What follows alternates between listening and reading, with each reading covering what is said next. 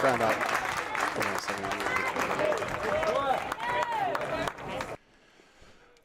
All right, ground up for the first out of the day.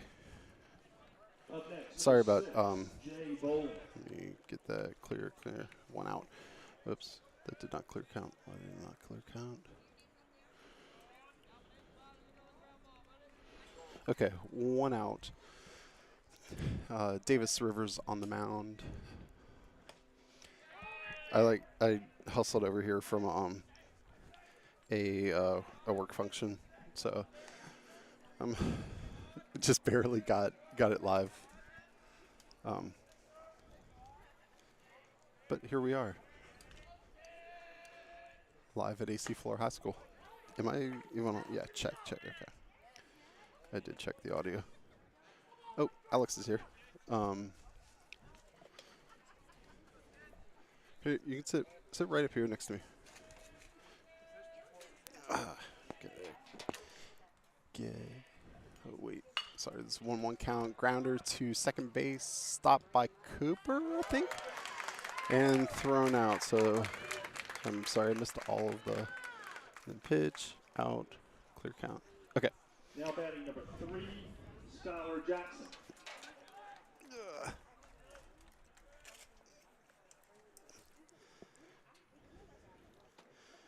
Where the heck am I? Okay. Hello, Alex. Oh, wait. No, your audio is way down. Hold on. There's so much going on today. I think I just walked a mile to get to the stadium. Yeah, I just, yeah, I know. There's soccer going on, so it's like no parking. And softball, I believe, as well. Yeah, softball and soccer. So no parking is an understatement. Yeah. I got here like 20 minutes ago and spent 10 minutes finding a parking spot and then spent 10 minutes walking over here. Yeah, I didn't even park. I just pulled up to the ticket. I guess at some point during an inning break, I'm gonna have to go move my car. But Coach Moore and Austin Scott said that they wouldn't tow me. So, all right. Let me adjust. It's a little weird because the sun. I'm just talking to the camera or people watching at home. I'm gonna boost the gain so that it brightens everything up. It's a little weird when I have the sun setting because the sky becomes overexposed if I try to boost the ISO, but otherwise you can't really see what's going on. It is a called strike on the outside. Where do we go? There. Clear count. Okay, all right, we're gonna get situated during this half inning. We'll be right back.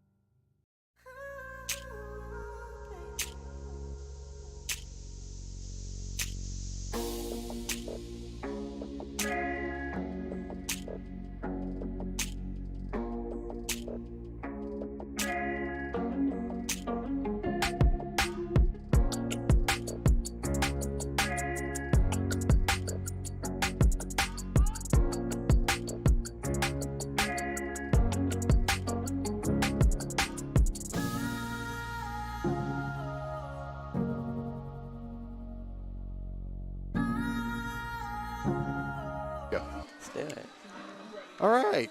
All right. We're sort of settled in. That's settled in's a relative term. We're here. All right. I'm going to go ahead and zoom the camera. Why not? I'm standing behind the camera. I might as well zoom it. Zach Snead up to bat. Of course. Perennial leadoff hitter for Falcons all year. And that third baseman's playing way far in. Can't toes that third quite yet, but he's definitely so third baseman's Jackson for them, but he's third hitter just striked out. He is playing really. Yeah, it's weird. I mean, Zach doesn't bunt all that much to lead off. No, Zach's more of a patient hitter. I wouldn't say he plays small ball more. I'd say more he doesn't take many bad pitches. That ball is high for Morris. Swing at many bad pitches, yeah. Correct, yeah. What are they? He takes bad pitches. Something around there. But yeah, so he doesn't hit yet. Yeah, because he leads the team in walks in addition to being among the top couple of hitters in batting average. Yeah, he will. You don't see that many times. So that's a swing and miss from Snead. Inner half part of the plate. So I was talking in the break, and it's interesting. Charles Flake is not getting the start tonight. I guess we're gonna again big game for the region, so we're gonna try to keep as many arms as possible. Swing and miss. Zach Snead goes down swinging. Yeah. Well, Stepping up the plate for the Birds, number 19, Carew Bates. so again, two familiar sights here. 1-2 punch, Snead and Bates. Expect to see a lot of them today. So Carew getting the start at third. I guess Grant's arm's a little exhausted after going yesterday. Get us the win. Or Tuesday, excuse me. I would assume he's... Yeah, he pitched well. Did you see the stat line? I did not see the stat line. Okay, he gave up, 2 runs, no walks, unsurprisingly. Shocking. And he had, I think, 7 strikeouts. Okay. No, I was unable to get the stat line.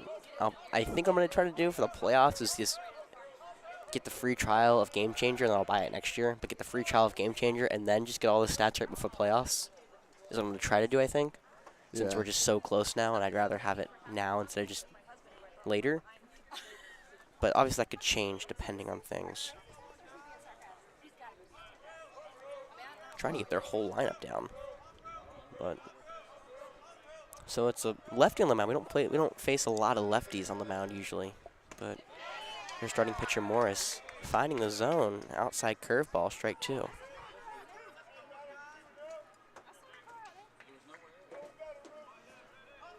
He already set down Zach. We're going to see if he sets down Carew here.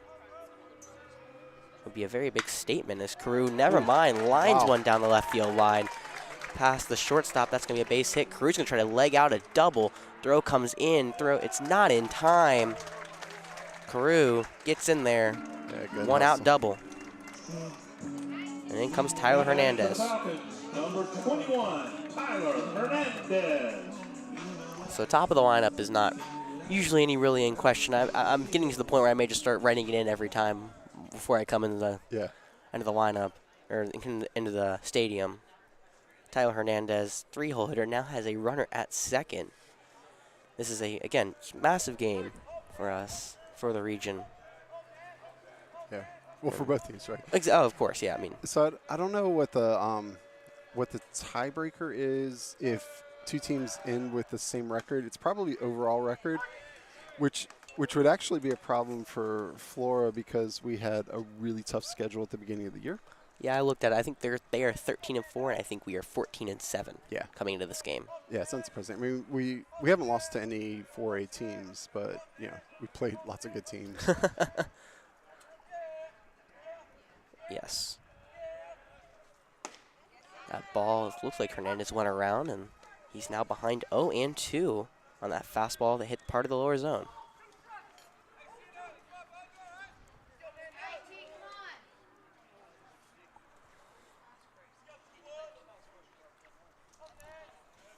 So Tyler down 0-2. Carew's on second. Pitch coming in from Morris.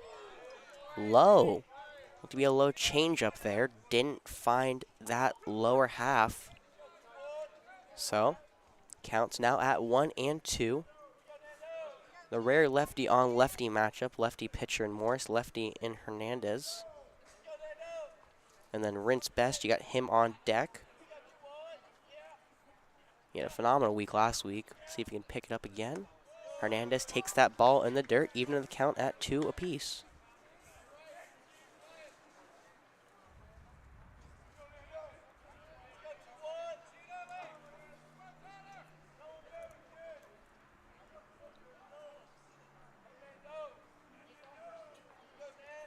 It's really interesting. Jake's not even looking. There he is. Finally looks back at Carew, but doesn't really give him much of a notice. Kind of didn't even think about it. That ball hits Tyler. I don't know where that hit him. I'm not. Looks to be. Oh, good. Elbow pad. His armor, yeah. Good. Right.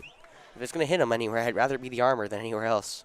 Looks to be okay as he just immediately jogged down. Now, Coach Howlett's going to immediately go over there and check on him, but I think he's going to be all right as he gave a very quick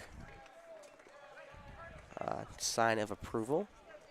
We're also going to pitch run for him. Number 39, Matthew Scott. Who is that, Matthew Stock? Oh. The pitch run. Yeah.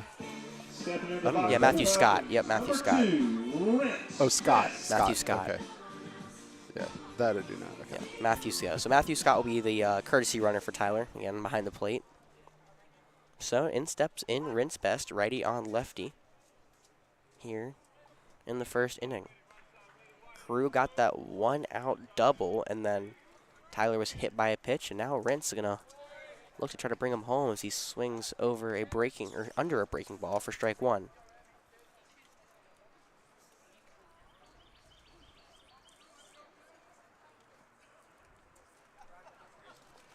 So I feel like we've been knowing this for a while, but I feel like this game for the region has been circled for about 2 weeks now. Yes. From pretty much everybody on both sides of the spectrum.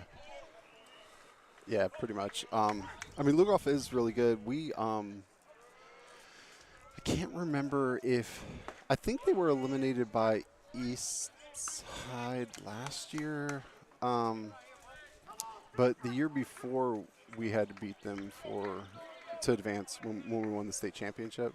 Okay. But, I mean, they're a baseball school. I mean, they've always been really good. Well, Morris is ahead 0-2 as Cooper weakly fouls that one off, but stays alive nonetheless, and I'll take it. Oh, I forgot to reset my pitch counts. We're fine. This pitcher is not at 30. No, he's at 17. He's at 17. Yeah, Davis had 13. Okay.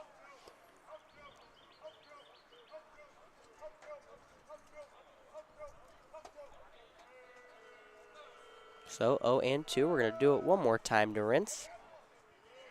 Now Morris giving Carew one more of a look, as Rince gonna foul that one off in the outer part of the plate. So keep it at 0-2. That time after both Matthew and Carew both took off for a hit and run at the last, the first 0-2 pitch Rince got. So now Morris kind of gave him a little more of a look back, and now the second baseman Evans going to be playing behind the bag more of it rather than the second baseman Harvley. Yeah, Rentz is more of a line drive hitter, so hit and run probably a pretty good idea for him. Yeah. It was a nice breaking ball, but a great job on Rince to fight that one off. He's just continuing to stay alive here and drive up Jake's pitch count here in the first for Lugoff Elgin. Yeah, speaking of Lugoff Elgin being a really good baseball team, it's a lot of fun. I didn't get to go Tuesday, but it's fun to go to a baseball game at Lugoff Elgin. Why is that? It's just they're all into it, and I don't know. It's just a good atmosphere. So that ball is popped, and shortstop Evans going to range back and make that play in shallow left center for the second out. I kind of wanted to go, but unfortunately, I think you said you just don't get service there. No. Yeah, so I can't actually stream from there, but it's a fun place to go see. Noted. Maybe next year I'll have to go check it out. You know, I got a whole nother year here, so y'all are stuck with me for at least a little while longer. Yeah. And I am wearing my Definite Fiction shirt. I've worn it all day. Yeah, in, awesome. in anticipation for this moment. So, first pitch. Revels throw down to second. Oh, interesting. Not And gonna threw it get into center. center. And Crew's going to try to score. Ward from center field. That throws a strong throw home. Now going, this is going to be Matthew. He's going to slide around the tag. The throw down to third. Goff couldn't get him. Now, it was a strike to Cooper. Do want to say that. Oh, actually, they're checking right now. No, he did not go in the swing, so it was a ball. Oh. Oh, good news all around then. So I'm assuming this was supposed to be a hit and run. Cooper apparently held up a swing, so he had a double steal. Goff went down to second instead of trying to get Carew at third. Threw that ball into center. Carew came home, and then on a throw home. Balk called. And then run. a balk called. Wow. Trying to recap what just happened, and we just scored two really quickly. Off two steals, really. Well, that was a balk, but still, either way. So, yeah, and then, again, on the throw home to Ward, Carew got in without really any contest. Goff threw down to third. Yeah, that should have been to third Goff from threw the down outfielder. Yeah, Goff threw down to third. And I will say Matthew had a phenomenal slide around the tag. Able to swim, move it around, and then Jake Morris balks right as I'm sitting in my middle of my replay. So, just like that, it's 2-0 Flora. With righty Cooper sitting in. That ball's way fouled away. So, a lot of action here at the bottom of the first inning. Cooper now is behind 1 and 2 here.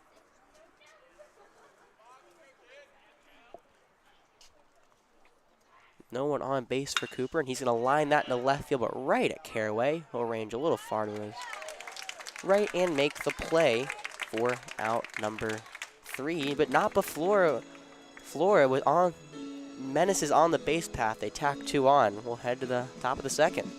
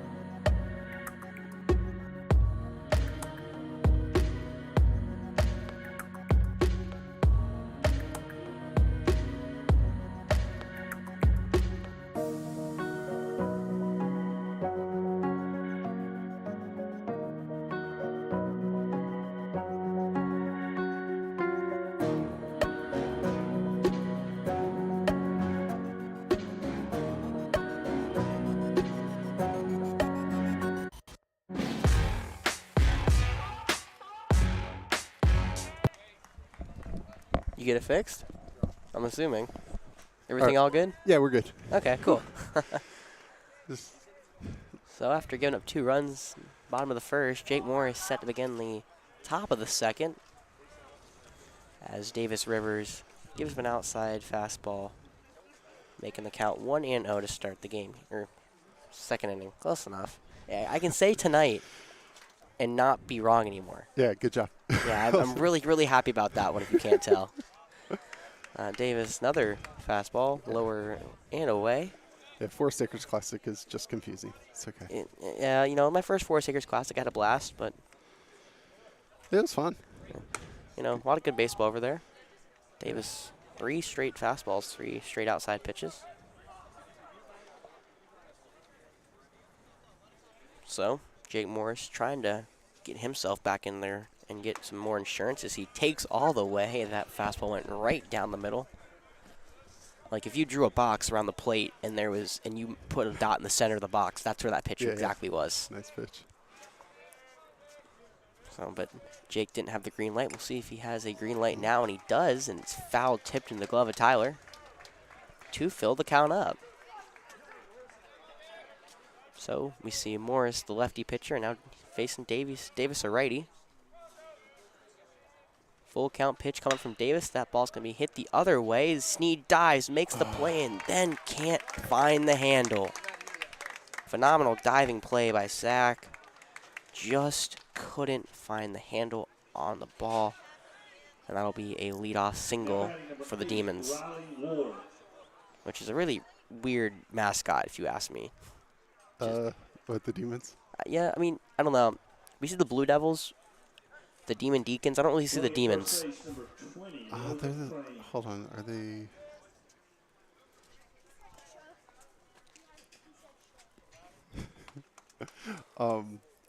Brandon Templeton, who's doing the soccer game. Yeah.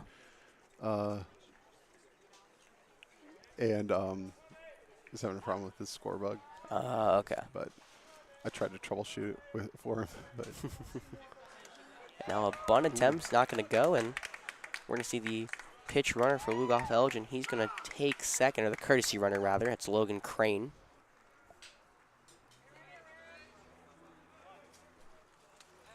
So Davis has a runner on second, nobody out here in the top of the second inning. He does have a 2-run cushion, however. I really don't think he wants to lose that cushion this early in the game or at all. Count is 1-0 and a bunt attempt. He'll hold back, and that fastball will stay inside. Ball 2.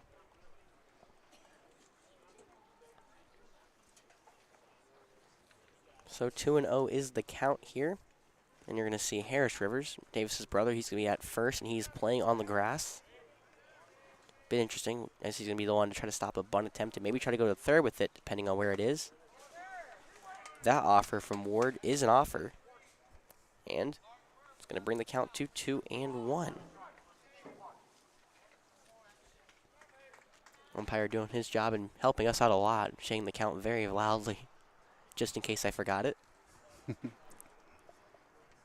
So you get the courtesy runner, Logan Crane, on second. Ward at the plate. And he pulls back the bunt attempt again, as that fastball is going to be low. So count is 3-1 here. First base is open. And the DH, A.J. Jefferson, up on deck. That bunt attempt is going to go foul. Tyler kind of plucks out of the air there. So, count's full. 3-2. Nobody out. And we're going to see Harris, or Davis, try to get it out here, hopefully. We'll see if Ford now tries to bunt or if he's going to swing the bat. And he swings the bat and goes down swinging. Strike 3 on Riley Ward. Second strikeout of the game for Davis Rivers. So, one down, and now the designated hitter, A.J. Jefferson, step into the right-handed batter's box. We'll see if he can find some luck in his first at-bat against Davis. You see Carui's playing second, and he tries to put that tag down, but ball will go into center. Good backup from Evan. Cooper trying to sneak up.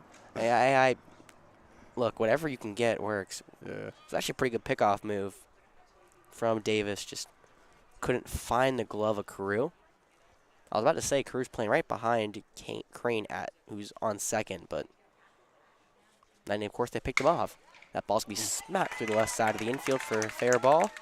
Brent's going to take that in. It's going to get by him. It's going to allow Crane to come all the way home. We're going to see Jefferson hit second. He's going to go for third. And Lugoff Elgin cuts the Flora lead down to 1 with it's technically a single, but then Single and then Single and an error, unfortunately. Gonna put Jefferson 3-base at error. third. Yeah. It was a 2-base error. He singled, but Yeah, but is that what it's called? no, but going to second, going to third, but then also the runner coming home, right? Yeah, probably runner coming Like home. he I would don't. have gotten third, but not home. Yeah, I don't think he. Yeah, I don't think he would have scored. So either way, Rins is charged with an error there. And now we're gonna see if Davis can respond. First pitch to the left fielder, Alex Caraway, is in there for strike.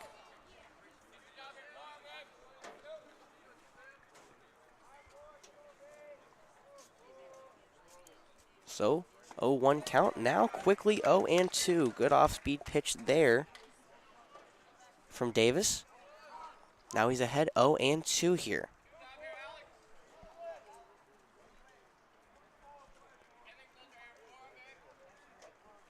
Where are we at in their lineup?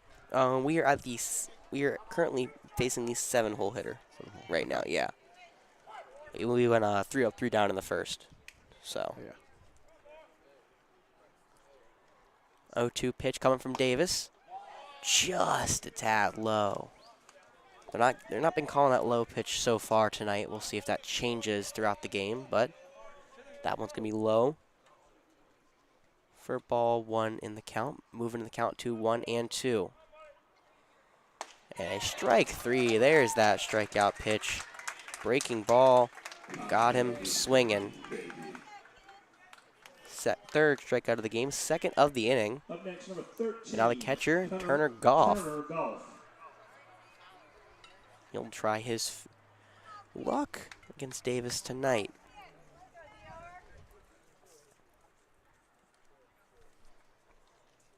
So this is the 8-hole hitter, Turner. And he's going to smack that one over to Zach. Zach easily picks it up and is going to fire it to first. And it's going to get away from Harris. One bounce, unable to find the glove. They'll bring the run home on third, designated hitter. And just like that, we're tied at 2s.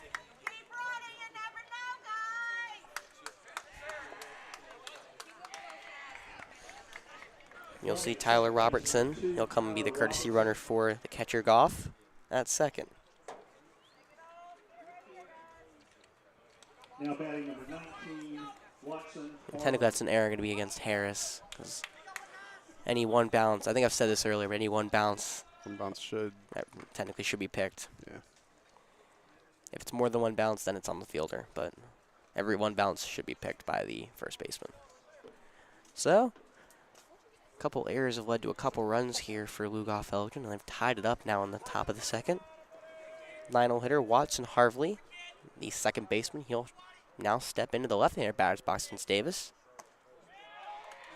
And that ball's in the dirt for ball 1, a little outside there.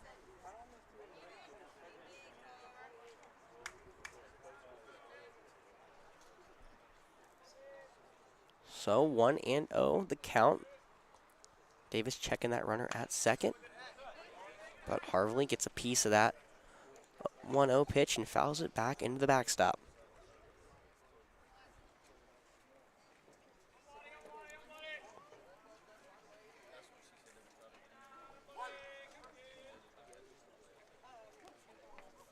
So Davis about to throw his 21st pitch of the inning here to the 9-hole hitter. Harvey watches that one stay outside. Ball 2.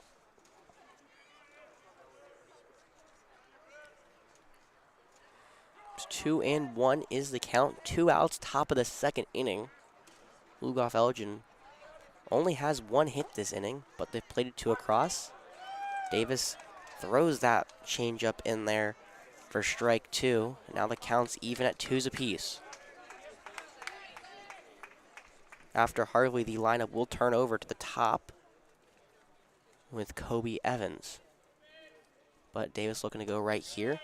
Slider now inside. Now that throw down to Zach. Good play to keep it in front of him.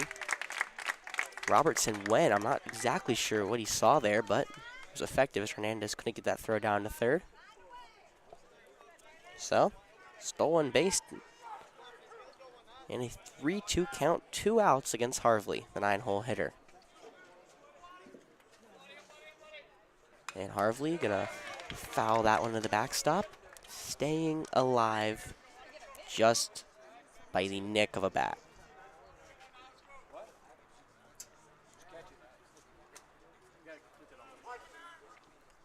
So 3-2, 2 outs, top of the second inning. Go ahead run for the Demons on third. That ball was lined to the backstop again. And Harvey staying alive. He's been able to just nick about, I think, 3 or 4 of Davis's pitches so far. We'll see if he can get him to swing and miss on one of them, or just get him to put that ball in play. So 3-2 coming from Davis. That ball was hit a little harder, but same result, still a foul. That time we saw Harvey get a tad more of the barrel on it, but still was behind it, which pushed it over the dugout for Lugoff Elgin.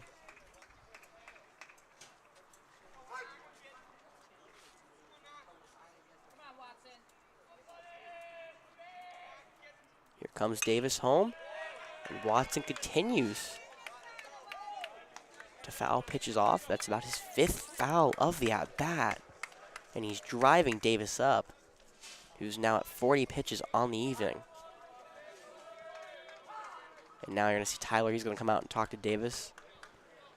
Smart time call, I'd say, for Tyler, trying to just settle his pitcher because this 9-hole hitter is just being pesky in the zone, in the box. Plus, it gives somebody a chance to go run and get another dozen balls. Yeah, you see, again, he's fouled everyone off. I feel like this is, Harvey just continues to find the slightest ways. Now, don't get me wrong, the last 2 have been hit a little harder, but still. He just nicked a couple of the first couple. Here we go, 41st pitch coming from Davis. And guess what? Another foul. Harvey doing the job of a 9-hole hitter, just trying to have a productive at-bat nonetheless, no matter really what happens after this.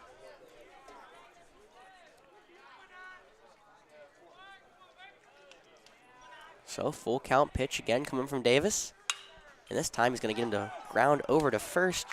Harris will scoop that up and step on the bag for out 3, but not before Lugoff Elgin responds in a big way. A couple errors by Flora, but that matters. We're tied at 2. We'll see how Flora can respond in the bottom of the second.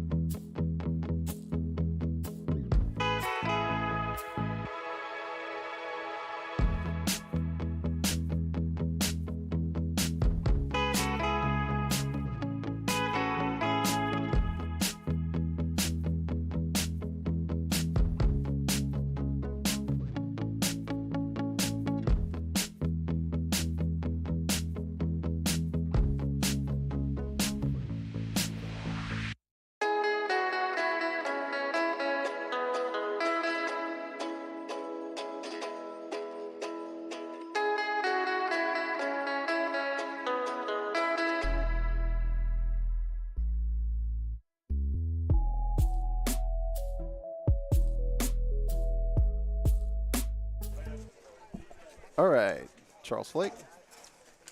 Bottom of the second. Here we go. Charles Flake going to lead it off for your Falcons here in the bottom of the second inning. Lugoff Elgin was able to plate 2 across and a couple errors. And now we stand deadlocked at 2 here early in this one.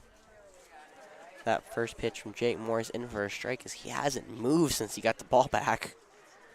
Just waiting for Charles to step back in the right-hand batter's box here.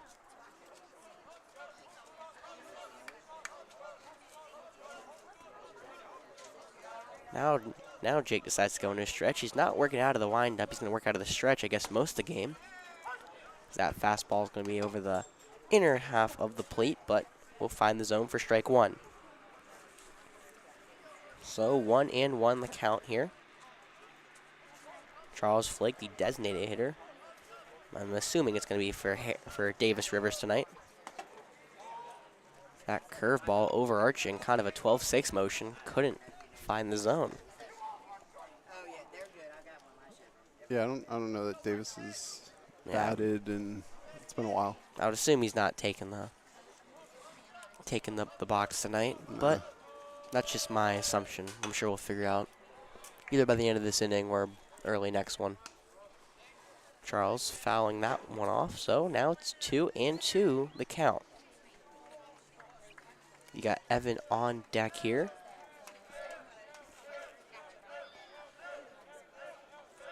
But Charles in the 6th hole tonight, looking to provide him a base runner. 2-2 the count, and Charles fouls it off. Nice barehanded play by the Elgin player in the dugout. Unfortunately, he's not in the field for him, so it really doesn't matter. And we've seen a lot of fouls here. Now we're going to see a quick ball exchange there.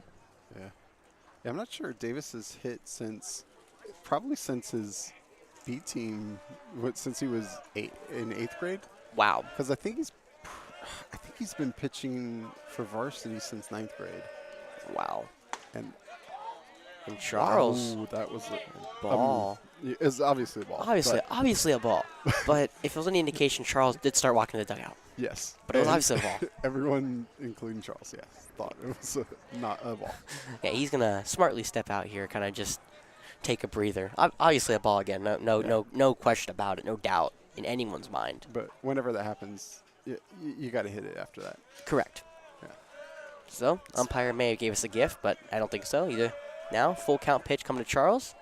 And now, Charles will take first after a walk. Well, what a weird last couple outs in this one, or last couple batters. And now we're going to see Evan Smith, our center fielder. He'll step in to the right-handed batter's box and take on the lefty, Jake Morris.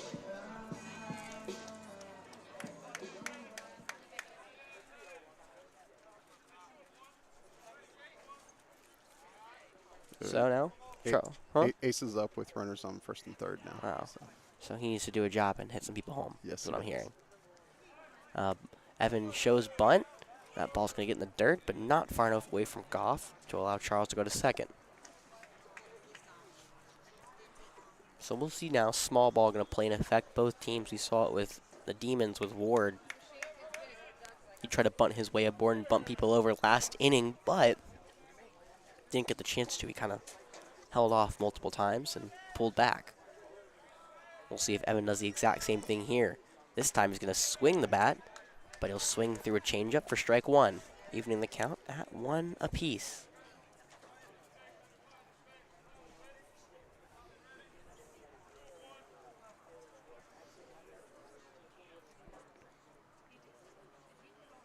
So count even at 1 apiece here. Got Jake Morris in his 2nd inning of work. We'll see how he responds after giving up 2 in the top or the bottom of the 1st. That pitch, though, is around the eyes of Evan Smith. So count goes to 2-1. Again, high stakes in this one, basically for the region here tonight. We'll see how that affects both teams. Evan puts out a bunt. Beautiful bunt. Goff's going to have to come off and throw it over to 1st.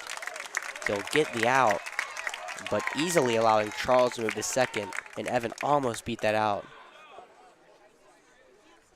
But he couldn't do it, and now here's Rivers. He gets his chance against Jake tonight. Sorry, I was thrown off by the walk-up song. Not used to this one. Yeah, I haven't heard that before. Yeah, I'm not even sure what it was. usually when you're in a booth, don't hear walk-up songs. You kind of Yeah. just hear bits and pieces. That one I can hear loud and clear, and I'm not exactly sure what it was. Harris going to take that changeup into the net for first pitch that Jake threw over to him. So now I can officially confirm that Charles is going to DH for Davis, as Lincoln McCardle is on deck as the 9-hole hitter for this Flora lineup.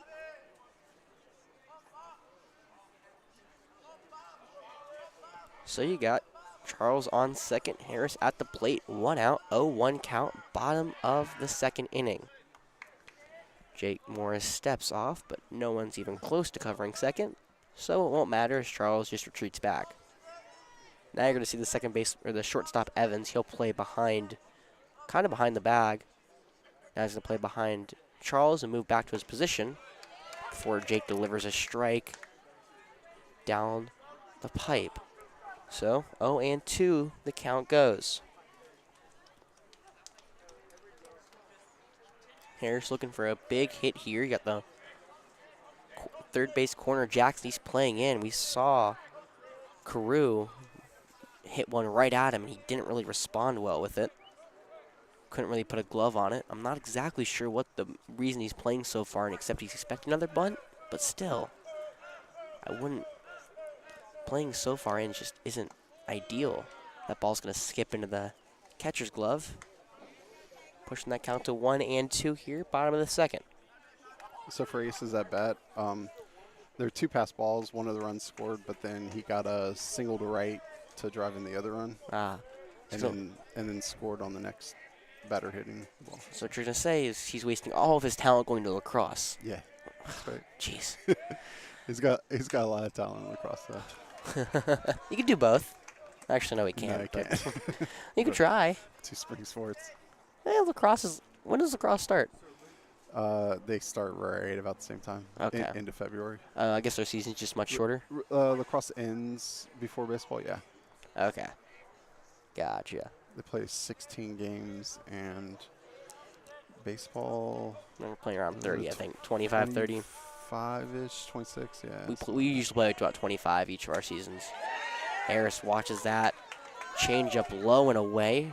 2-2. Oh, that ball's going to get over the head of Jake Morris, but second baseman Harvey quickly scoops it up. I think that was a little more off the plate than they did. Yeah, and then baseball playoffs are also longer because you have double elimination. Yep. What do you have, 4 teams in the first round? Yeah, I think it's a double elimination tournament. 4 teams, and then it's around, what is it, the final like 16-ish going to play single elimination? Then you have, best 2 out of 3 a couple of times. Okay. See, I played 2A. I didn't play 4A. I'm assuming it gets more competitive around 4A, not just 2A. Or maybe it's 2 rounds of 4. Either way. To remember that. Fastball high, and now Harris has worked a full count here in the second inning. He's driving Jake's pitch count up to around the same as Davis is about to actually throw us 4 to second himself.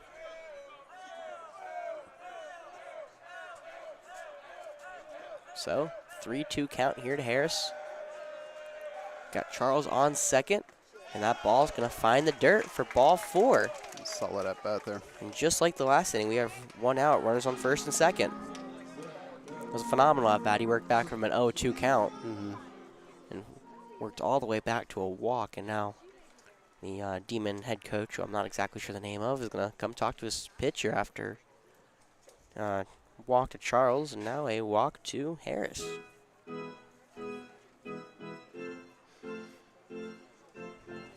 Is this copyrighted? Hopefully it'll be all right. I don't know. Hopefully. Yeah. So, Flora boys won. Actually, there we go. Flora boys won lacrosse last night. Night before, the girls won. I think they're going to play Oceanside tomorrow, the girls. Okay. At Oceanside. Oh, long trip down there. Yeah, and then the boys host Hilton Head on Saturday at 12. I feel like Oceanside's got about everything, right? Or am I just like...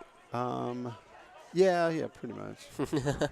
I mean, they're like an athletic magnet school, so if they're not good at everything, then something's wrong.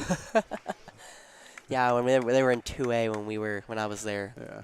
They were always in they were always a lower representative for the state championship. Yeah. We actually played the team that beat them in 2018. Yeah. Landrum. I know, long time ago. Lincoln with the bunt attempt was low. That one is on the outer third of the plate, and it will find the zone. Yeah. Even in the count at ones. Yeah, no, well, it was a. Jeez, I was getting reminded over the weekend of because one of my friends' dad was also on the team, and we were like, yeah, like that was a weird time, and gosh, that was such a weird series with Landrum. Another time, another day. 1-1 Lincoln pushes one down the third. That's a nice one. Going to have to go over to first and He's takes safe. time to cover, but no, they're going to call him out. Harvey had to come all the way from second to cover. I'm not sure why Bowling didn't go cover the first base bag. But a sacrifice bunt from Lincoln moves both Charles and Harris over to third and second. There are 2 outs now, but here steps in the lefty, Zach, looking to bring both of them home. He did strike out to begin his night, but now looking to redeem himself and give the Falcons back the lead. As Jake's going to step off again.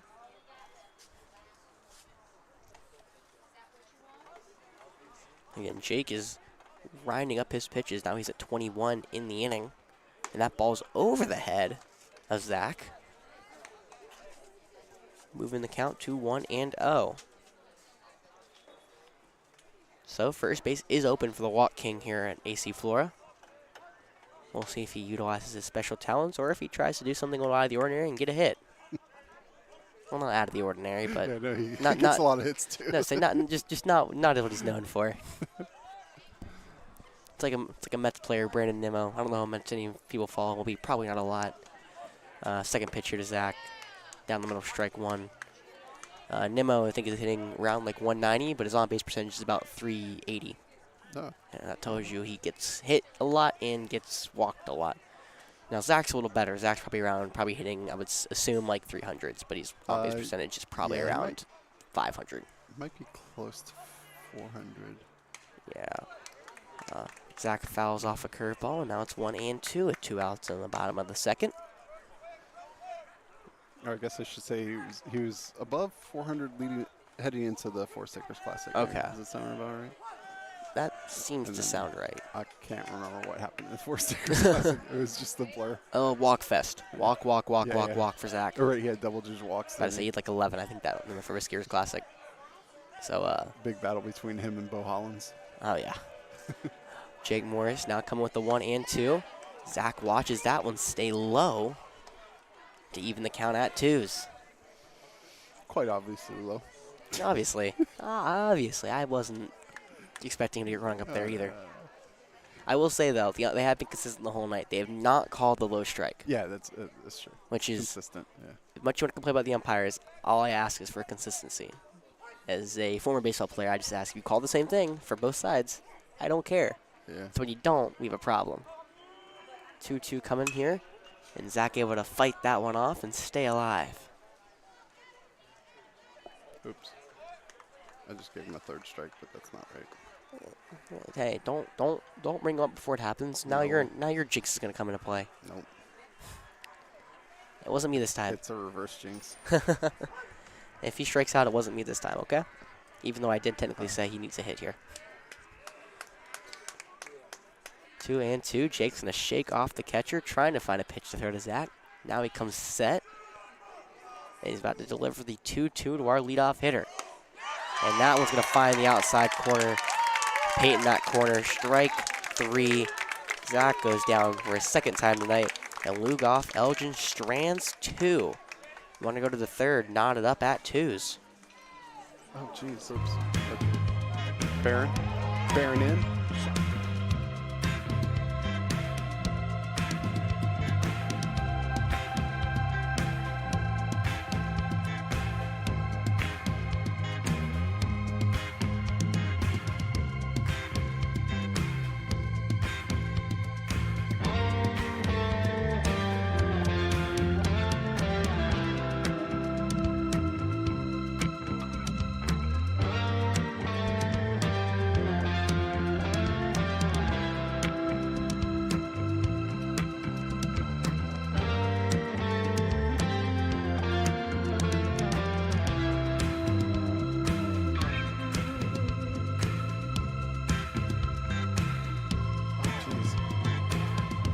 Barron.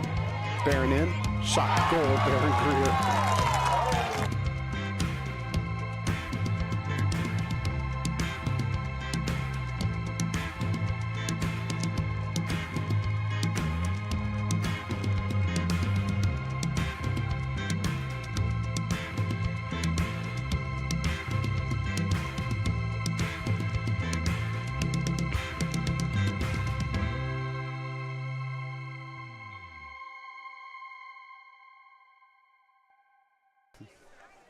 All right. Leading off of the Demons. All right, number so 1, top of the third Kobe inning, and Evans.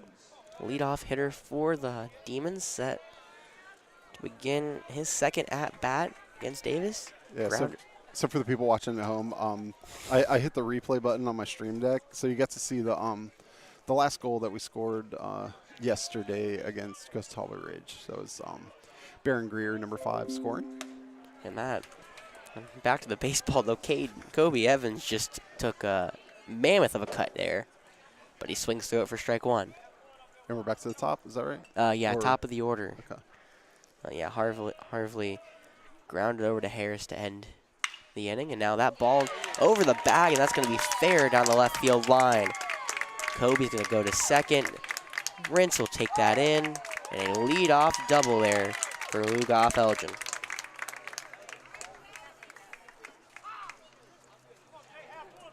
Up next, number 6, Jay Bowles.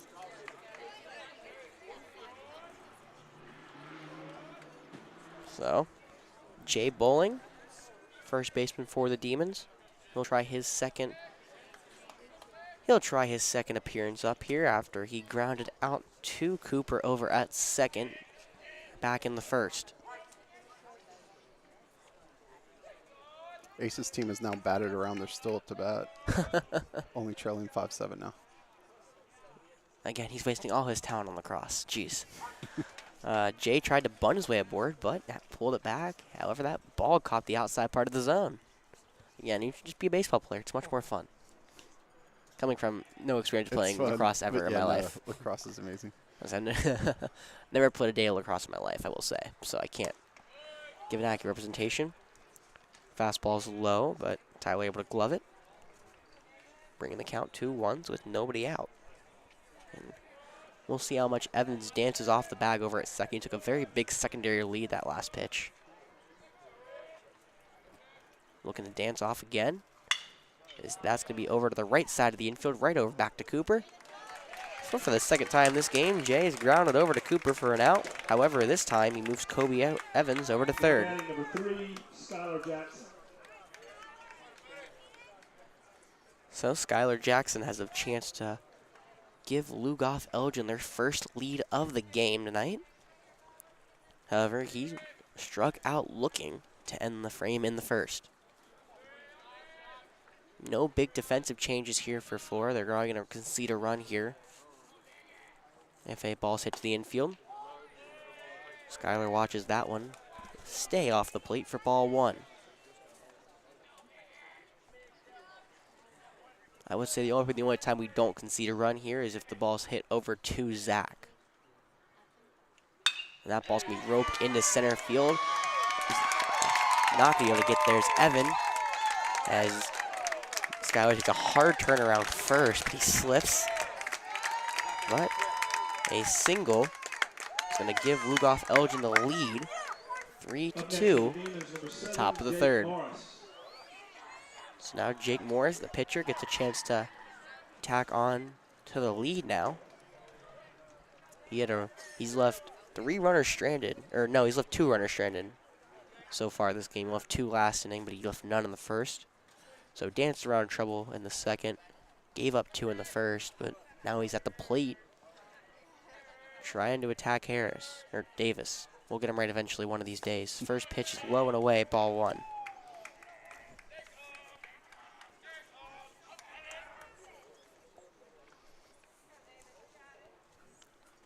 Harris is going to be holding Skylar on over at first.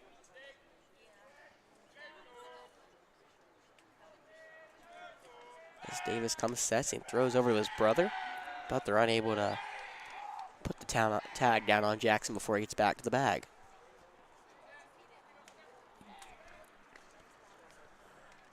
So Morris, he had a hit back in an inning ago. Then he came around and scored off the air from Rins.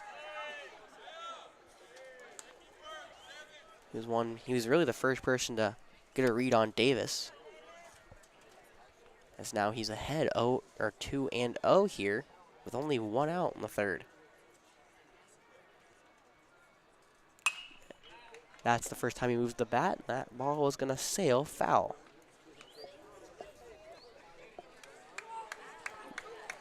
So we're going to see how long we're going to push Davis. He's around 52 pitches now through 2 1/3 innings. Unfortunately for us, Grant cannot go tonight after probably exhausting his arm over on Tuesday. Another throw back to first. A little late there.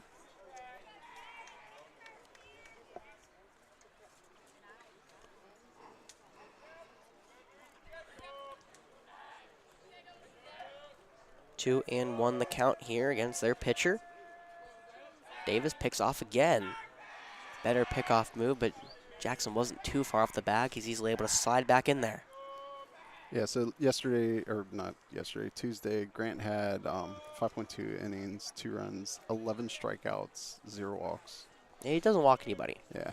But because he doesn't throw a ton of balls, he only had 87 pitches in 5.2 innings. It's not bad. It's not bad, but that'll go over the threshold, I think, of 75 to knock him out of action on the mound for the rest of the week. Yeah. So 3-1 count is Davis really is kind of struggling now. I think he's in his own head at this point, which is not where you want to be on the baseball diamond at all. Because as much as talent as it takes to play this game, it's such a mind game. Oh, yeah. If you fall into a slump, you are going to beat yourself up for weeks. There's as many games as it takes for you to finally start hitting again. Same thing on the mound. If you get out of rhythm, it's going to take you really have to kind of push that to the back of your mind and get in a rhythm again. And with this being such a big game. Is Coach Hallett coming out? Yeah, Coach Hallett's going to come out. It's being such a big game, I think that it's even adding to the pressure now for both sides as well. However, I think we're seeing it with Davis first right now. Yeah, speaking of Coach Hallett coming out to the mound, hello to George and Pat, his parents up in New York. Oh. And we are going to. Hallett did not like that ball. So Oh. All right, yeah, Wow. we'll be right back.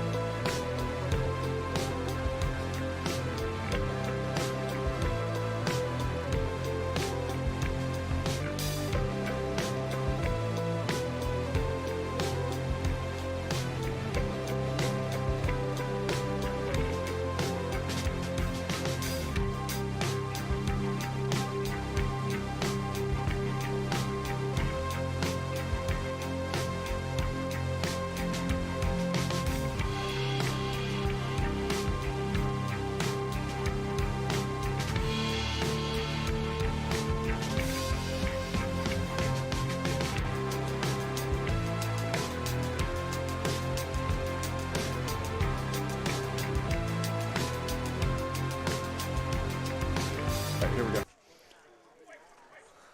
So quick pull here for Davis after 53 pitches on the night. Now we're going to move to Charles Flake on the mound. He inherits a 3-1 count and a runner at first. At the plate is the Demon pitcher, and he will line that into center field. Hit and run's going to be effective.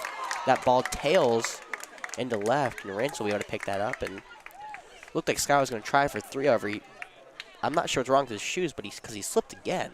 Yeah. So a fortunate break here for us. Yeah, so because of the importance of this game, it is being coached like it is a playoff game. Correct. Running at first base number 20, Logan Crane. Now, there is a lot of baseball to be played. I was, again, I don't know if I said it before the stream went off or as when we were during break, but I said I feel like they'd give him at least to finish out the batter before he got pulled. However, Howlett said, nope, we're going to go to Charles. So, Charles Flake, first pitch. And again, you saw Jake Morris lines that one more into left center than center. It looked like it was going to center, and that kind of tailed to the left. Now, Riley Ward looking to bunt his way on, but couldn't find the barrel. That'll give him a strike on it.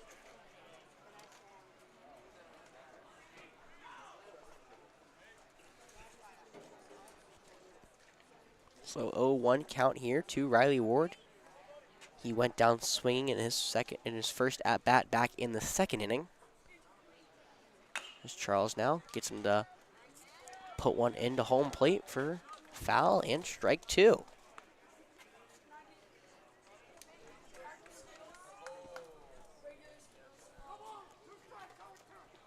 So as you heard the umpire vibrantly say, 0-2 count here, 1 out. Lugoff Elgin has a run across already this inning, giving them a 3-2 lead. We're going to see how Charles responds to that. Third pitch of the at-bat is going to go right back into the net. I will say, watching Lugoff Elgin for the first time this year, they're also a very pesky team at the plate. Even if they get out, they're going to waste around 5 pitches at bat, which is taking its toll on our pitchers. You see, Davis had to really work to get their 9-hole hitter out Harvey back in the second. And Charles almost finds the zone with that curveball. However, it's going to stay low and put the count at 1-2. So you got Skyler at second. You got the courtesy runner Logan Crane at first. And Riley Ward at the plate. So that one's going to skip in. Good glove from Hernandez. Keeping that in front of him. Moving that count to 2s.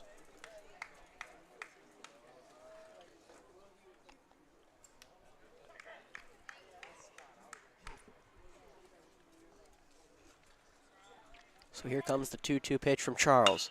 Be lined up the middle base hit. Evans going to have to make a play. He's going to try to throw it home. Skyler coming home. Hernandez just can't find the runner. And Jackson comes home with the second run of the inning, the 4th run for the Demons. Logan Crane goes from first to third as Riley Ward gets an RBI single for the Demons. Now batting number 11, A.J. Jefferson. So here comes the DH, A.J. Jefferson.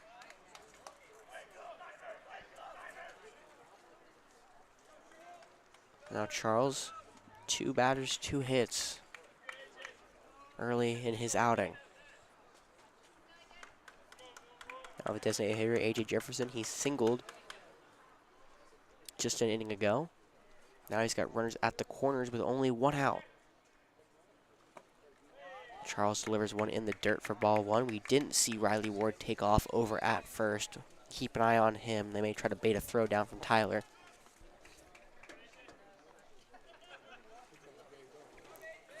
So it feels like it's been forever this inning's going on, but Jefferson's only the 6th batter of it.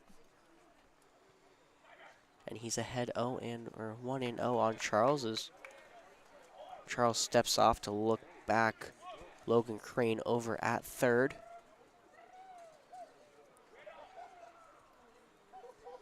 Now he's going to refocus in on Jefferson at the plate.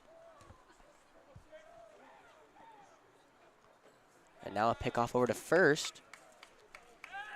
But Ward gets back in pretty easily.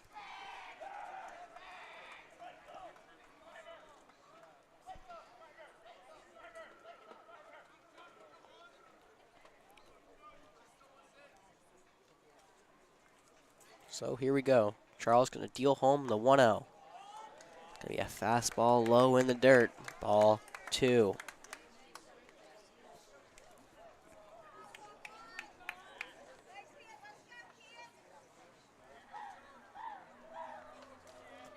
So now count runs to 2-0 with 1 out in the top of the third. Charles steps off again. Again, a lot of tension in this game. A lot on the line. We saw Coach Hallett quickly pull Davis. And now Charles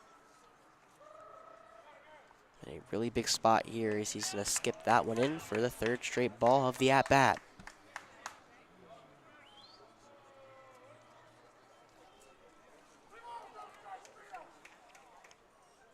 So Charles has now lost his zone. We're going to hope he finds it back here. He's down 3-0 to the designated hitter, A.J. Jefferson.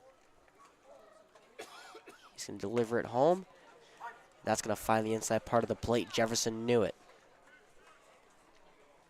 Unlike Charles, he didn't walk back to the dugout because he thought he was rung up. He just stepped out because he knew Charles found that zone with the inside pitch. So 3-1 here in the top of the third. Charles steps off again and high throw to Zach, but he was able to lightly, I wouldn't even say jump, slightly skip over and make that catch to keep that ball from going down the left field line, which would have been really big trouble for us here in the third. 3-1 runner goes at first, but ball was fouled, so he's going to have to go back. I'm looking over. I see Ace's team's tied now. Yeah, so Asa reached on an error. The runner on third while he batted scored, and then made his way around to third, and then scored on the next guy getting a single. I told you, he's wasting all of his talent on lacrosse. Jeez. So yeah, tied at 7 in the top of the fourth. This is what's happening with the lacrosse family. Full count, 1 out, and that ball's going to skip in ball 4, and that's going to load the bases. And now Tyler Hernandez is going to come out and talk to Charles. In a very big spot here. Lugoff Elgin can, I lightly say they can blow this thing open here if number 4, Alex Caraway, can find the outfield grass. Corner infielders in? I would assume so. As of now, it looks like Zach's playing even with the bag, and Harris is going to play on the infield grass. However, their coach giving a long talk to Alex Caraway. I'm not exactly sure what for. I'm sure we'll find out here very soon, no? Maybe watch the suicide squeeze if I had to guess what's going to happen.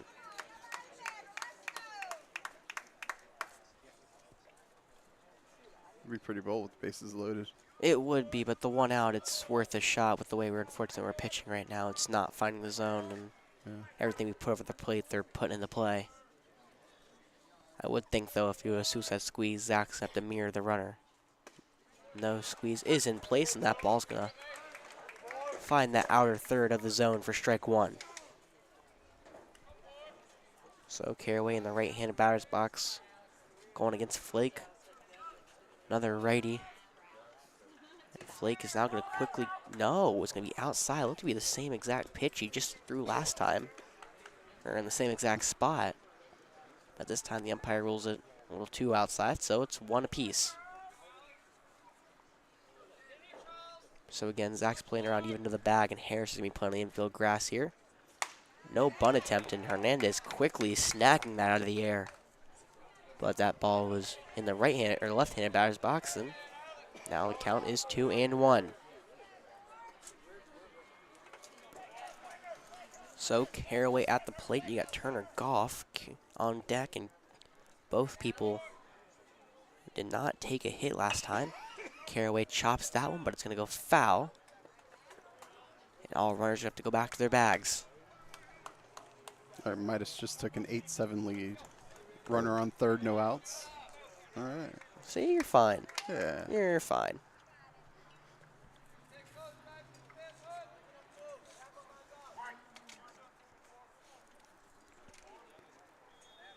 So 2-2 count here.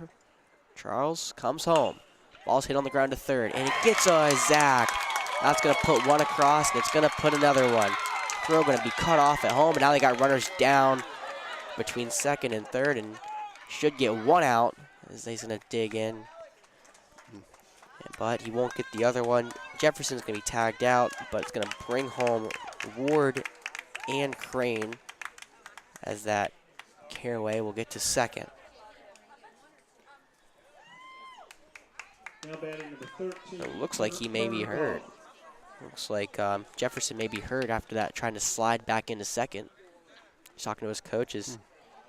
Caraway gets it done, but Lugoff Elgin now opens this game up to a 6-0 lead in the top of the third.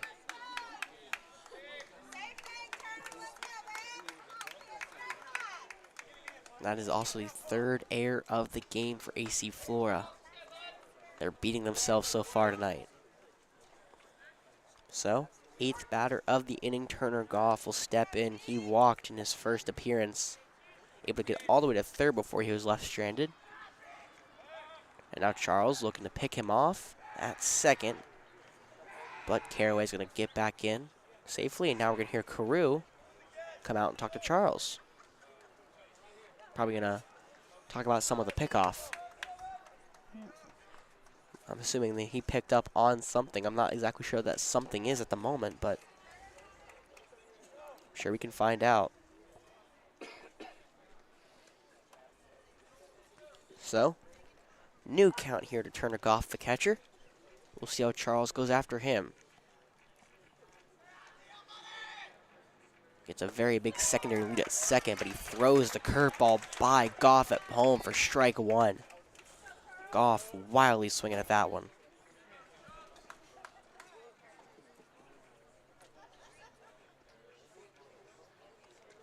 So Charles going to resettle in again. He's ahead 0-1 here. Looking that runner back at second. Tyler sets up on the outside and he hits his mark, but it was outside for ball one. And watch Caraway over at second. His secondary lead is going to be absolutely massive. He's going to be around a third of the way down to third.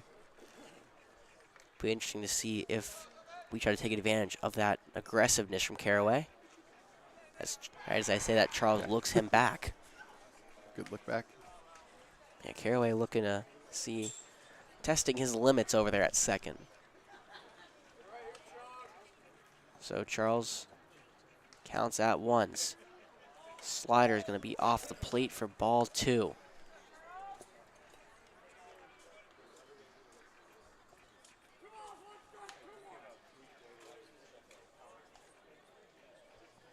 So 2-1, the count is 2 outs in the top of the third. Lugoff Elgin has put 4 across in this inning and has opened up a 6-2 lead against our Falcons. As Goff's going to take that one down the right field line and let that go foul. That'll even it at 2s with 2 outs. Again, Caraway over at second, dancing off that bag.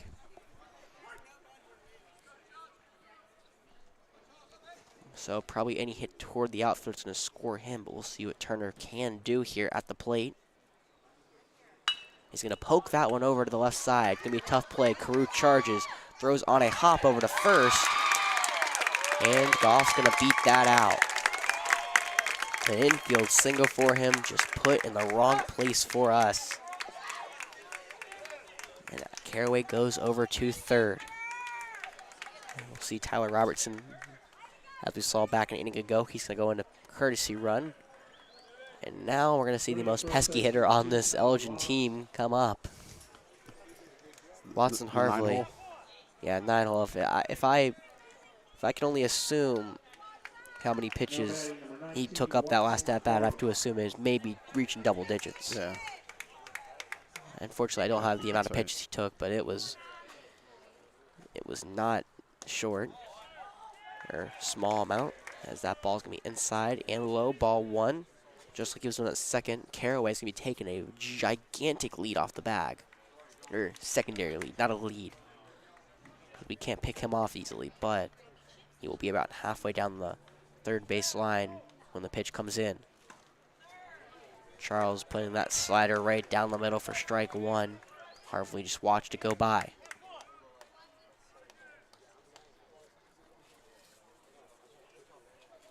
So Lugoff Elgin has runners at the corners. 1-1 count, 2 outs in the top of the third inning.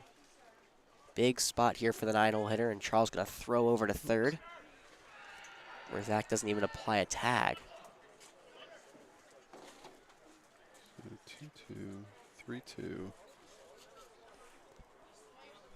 5, 6, 7, 8, 9, 10, 11 pitches. 11. It was somewhere between like 9 and like 12. I just didn't know what. Harvey nicks that one foul, and Charles is ahead 1-2.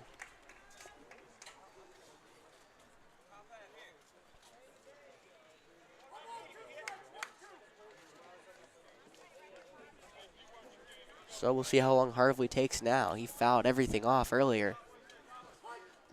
We'll see how this one works now. He's down 1-2 in the count against Charles. Runner on first goes as Harvey watches strike 3 go by. Charles Flake able to get out of the inning and limit the damage to only 4, but that damage is done. Lugoff Elgin plates 4 and leads at 6-2. Flora needs a big inning here in the bottom of the third.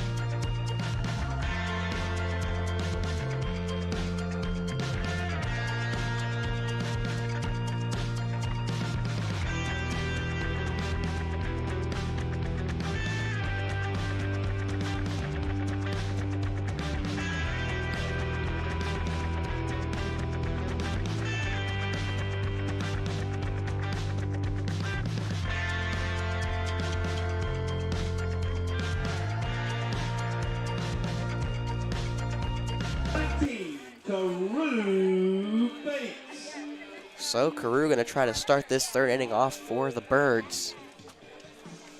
On top of the inning, Lugoff Elgin had 5 hits and put 4 of those across. We also had an error that didn't help our own cause, but now we'll see how we respond. We put 2 across in the first, but didn't plate any in the second after stranding 2. Carew just watches that changeup miss the zone inside, ball 1. Didn't miss by much, though, but obviously missed by a mile, of course. Yeah. Obviously. And just like that, right behind us, the snack bar's popping. About 8 people in line now as Carew watches another inside fastball. Stay inside off the plate for ball 2.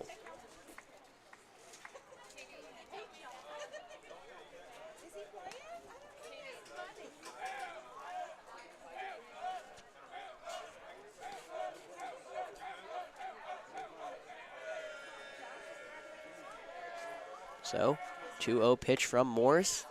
That one finds the zone, even though Goff dropped it. Not helping his case, but Jake Morris throws his first strike of the at-bat here to Carew.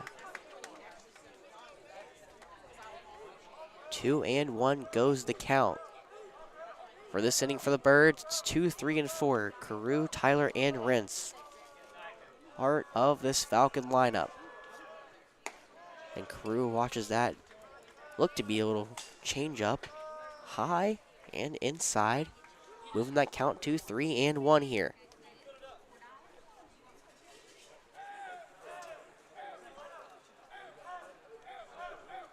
So here we go.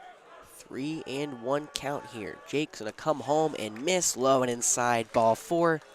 Leadoff walk for AC Flora and Carew Bates. And now, just like we saw with our Coach Howlett, their coach quickly again going to come talk to Jake Morris about his second or third time coming out to the mound. We're going to see what he's, I'm not exactly sure what he's telling them, but this is such an important game. You don't want, if you're Lugoff Elgin, you don't want giving AC Flora any sort of hope in this situation. Obviously, giving us hope is a good thing. Yeah. We want the hope. We want the hope. I'm just more of saying they don't want us to have hope. Yeah. Obviously you want the hope, but if you're Lugoff Elgin, you want to try to limit every single thing we do here. Again, playoff atmosphere here tonight. Both coaches, no stranger to this spot, but also giving no cares. They want to make sure that their pitchers really know the implications. Is that one's going to be a fastball outside, but like, missed by a mile, but you know the term we use for that. Missed by a mile, but not a little closer than I'd like it to be. 1-0 count here to Tyler. Morris going to come home. That fastball high around the letters. Ball 2. So, looks like Jake is around that strike zone, but he just can't find anything in it. As he's behind 2-0 to Tyler. The lefty easily able to check over at first. Now he's going to come home. And there's his first strike. Just like he did with Carew, he finds the zone and puts the count at 2-1.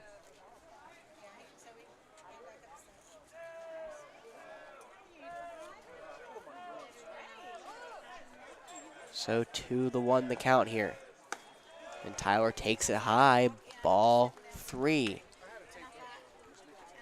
Carew really hasn't done anything special over at first. You know, we talked about Caraway back an inning ago, kind of dancing off. Carew's pretty much been very silent over there at first, just biding his time and waiting. 3-1 coming home. Just catching the plate. It's going to fill the count up to full.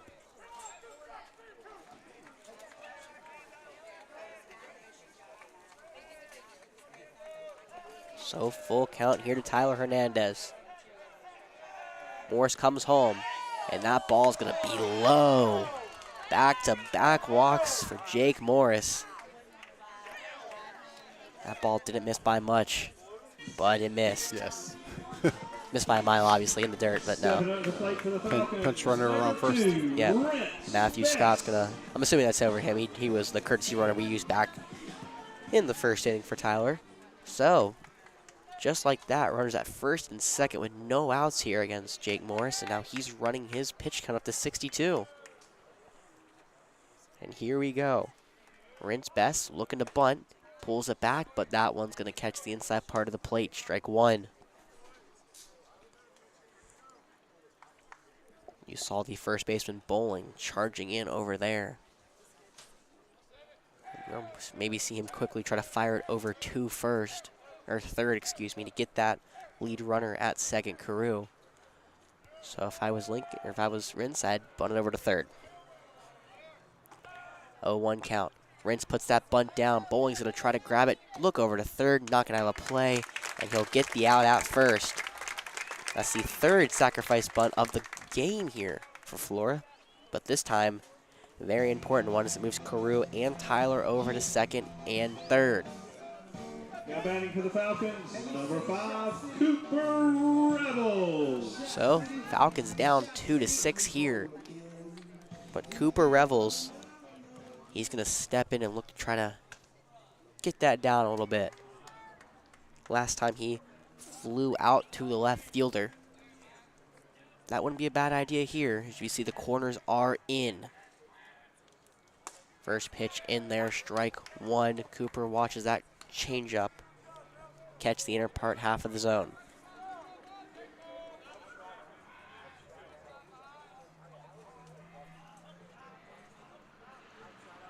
So Cooper behind 0-1 here as Jake steps off. He couldn't find a pitch that he liked there. Now he'll step back in, and now he finds one. No one over at first to check as a lefty. So he'll come home with it. And Cooper fouls that one toward the lights. And he's behind 0-2 here. He's behind 0-2. He's got Charles Flake on deck.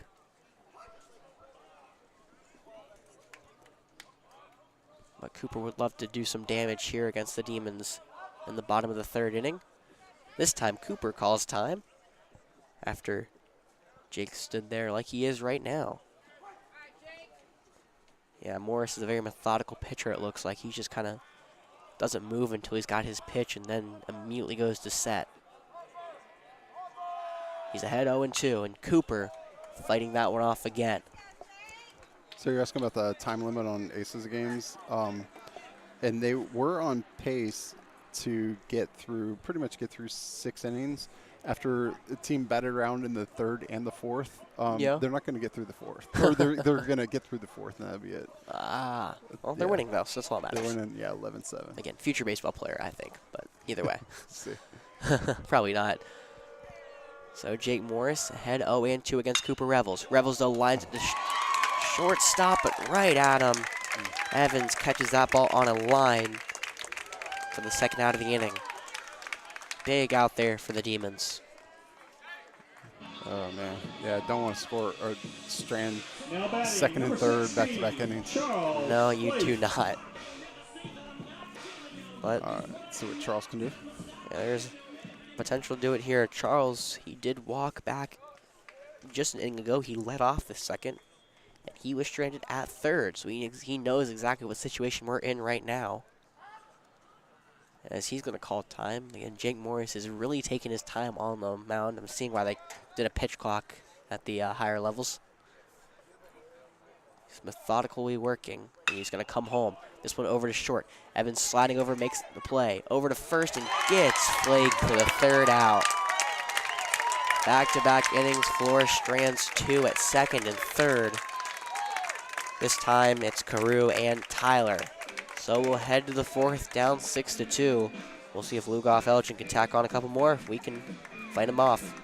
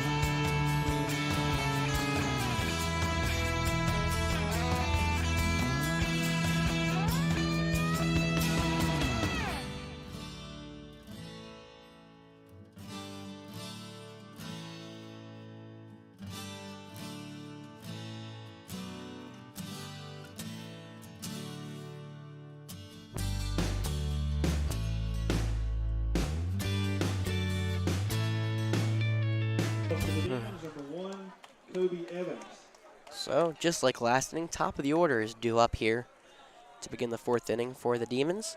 Got Kobe Evans, Jay Bowling, and Skylar Jackson. Now, Kobe doubled to start the inning. just in the third, and then he came around to score one of the 4 runs that Lugoff Elgin was able to put across. But Charles greets him with a strike here. So Kobe went 1 for 2 against Davis. We'll see how he does against Charlie. And that second pitch, fastball, high and away. Ball 1.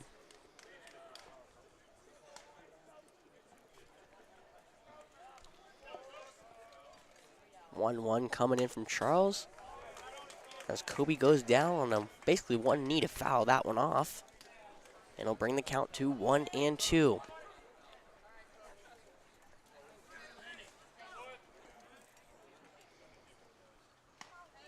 So righty on righty matchup here to begin the 4th inning. Charles coming home, and just like they love doing. You see Kobe Evans foul one off. You see Charles has only worked 2/3 innings, and he's already up to 31 pitches.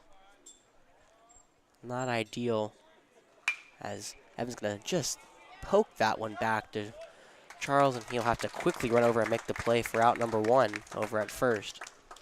Evans flew down the line, so Charles had to kind of get on his horse and get over to flip that to Harris Rivers. So he does in time for the first out.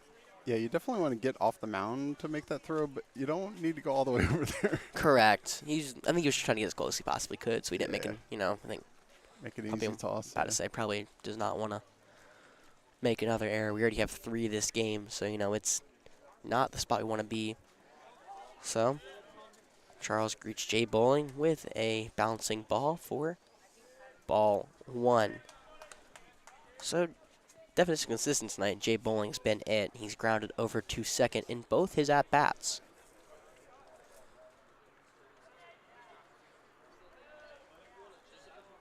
He's ahead of Charles 1-0. That's the pitch going to come in, and that will be kind of pushed over, foul down the first base line.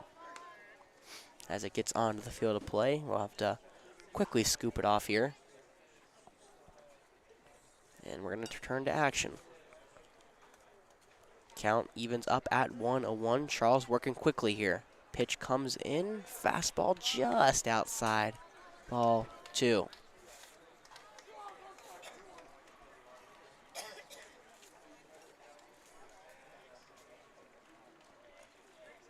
So Charles comes in with the 2-1.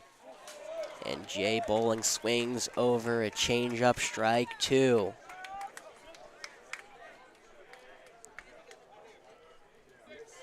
Charles at 36 pitches. We'll see how many Jay tries to foul off here, if at any. But Charles doesn't allow him to foul that one off as he throws a fastball in the left-handed batter's box. And he's now count at 3-2 with 1 out. Charles with the full count pitch coming in. Low, ball 4, and for the first time tonight, Bowling's on board.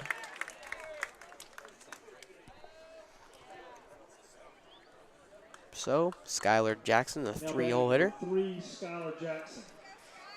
He singled just an inning ago. Probably could have been a double, but he slipped over at first and also slipped rounding second, so someone needs to check his spikes on his shoes, but he's credited with one of these 6 RBIs on the evening for the Demons.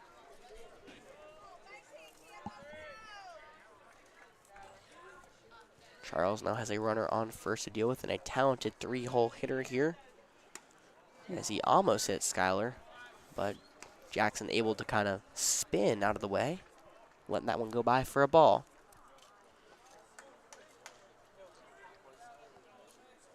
Again, big game here for both sides. Winner basically secures the region. Loser will be second, most likely. Charles catching the lower half of that zone for strike 1 with a fastball. Double click the strike. So Ace's team won 11-7 in 4 innings. You only get 4 innings if you have 2 really, really long innings. So. Yeah, you see, that's what happens with Pee Wee ball. Jackson skies that one foul. And he's now behind 1 and 2 against Charles. So is there not like a rec league lacrosse? Oh, no, he plays rec league lacrosse. Oh, he does. He does both? And travel lacrosse, yeah, in the summer. Oh, was lacrosse not in the spring? You said it's a spring sport, I thought. Yeah, it is. No, he's playing now rec league. But then in June they'll have a couple tournaments. Okay. For his travel league. Gotcha. 1 and 2. Runner on first goes. There's going to be a ball in there. That ball's going to sail right into center. Evans quickly going to pick that one up as Tyler throws on the opposite side of the bag that Carew is covering. So it's a stolen base for Jay Bowling. Kind of hid that stolen base. Didn't make much of a fuss over at first, but chose the right pitch to go on as that sweeping curveball from Charles went over the head of Skyler. So count now at 2 and 2 with 1 out. Now a runner in scoring position for Lugoff Elgin. Flora took game 1 at their place on Tuesday. Again, Grant Loggins had a phenomenal showing there as Charles misses low and away for ball 3. But now Lugoff Elgin trying to take one off our home diamond. Still a whole half of the game left to go and more. As Skylar Jackson now has worked this count full against Charles. Full count pitch coming and dealing, and it's low, ball 4. Back-to-back walks for Charles. Now we have runners at first and second here with only 1 out. And the pitcher, Jake Morris, stepping in. He's 2 for 2 tonight with 2 singles.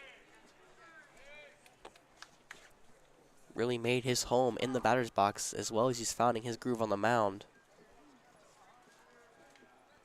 So we're going to see Tyler again go and talk to Charles. Again, both teams know the magnitude of this game. Quick mound visit there from Tyler. We're going to resume play momentarily. Third base coach barely got to talk to his lefty hitter in the box.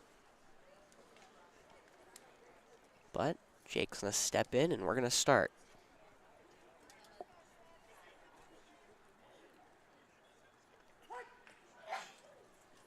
So, righty on lefty here. As Charles gets ready to deal to Jake. First pitch in there, strike 1. Jake not exactly happy with the call there, kind of shrugged at the umpire, but quickly steps back in the box and gets ready to take the 0-1.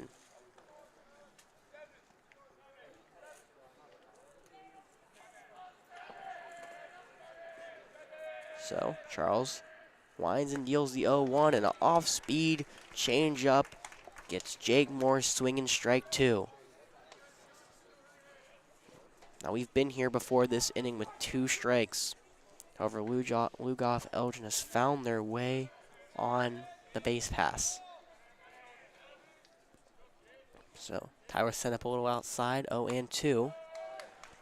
And good pitch there from Charles. Now, it was outside, but trying to get Jake Morris to bite. He doesn't. So, count is 1-2.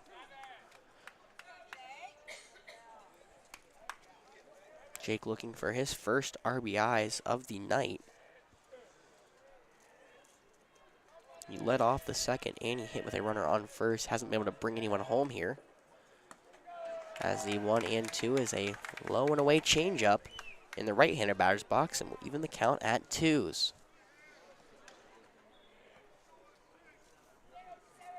So, 2-2 count here, 1 out, top of the 4th inning.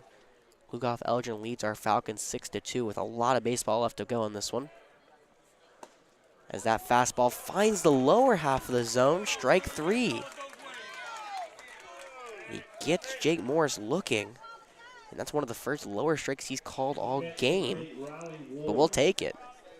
Second out of the inning, and now the center fielder Riley Ward's going to have his chance to see Charles. It's a clear strike.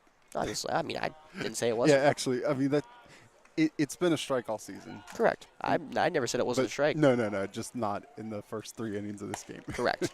Yeah. Very correct. It was a strike. I mean, it hit. I would say it got the thighs. Yeah.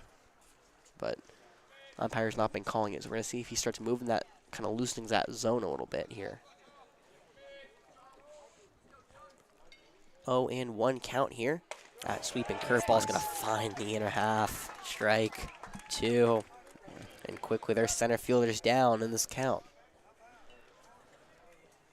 So, again, runners on first and second. 2 outs here. Charles Flake at 51 pitches in this outing so far. Fastball away, ball 1. 52 pitches in this outing. He's only pitched 1 1/3 innings so far. Lugoff Elgin, if nothing else, they are riling up the pitches here for AC Flora. As a swinging strike 3. Have to throw down to first because it's the 3rd out of the inning, and Tyler Hernandez does so. So back-to-back strikeouts there for Charles to end the 4th. He leaves 2 stranded. AC Flora coming to bat here, down 4 in the 4th.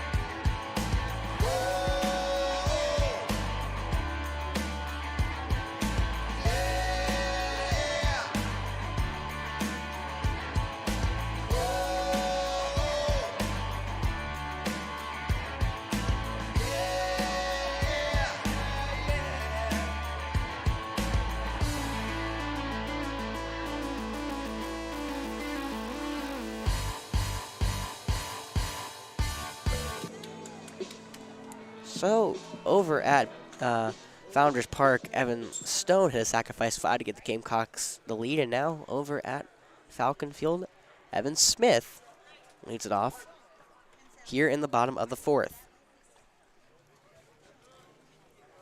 So Jake Morris going to deal and going to find the zone there, strike 1.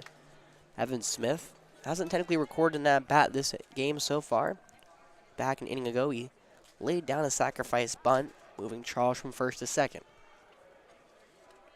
Now, no one on. He's going to be swinging the bat here against Jake. We'll see what kind of success he has. He's Against hit the 70 pitches? lefty pitcher. Yeah, he's hit 70 pitches so far. And he only had his game low so far, 18 pitches last inning. So, as he almost hits Evan, he's able to jump out of the way there, and a breaking ball that was low.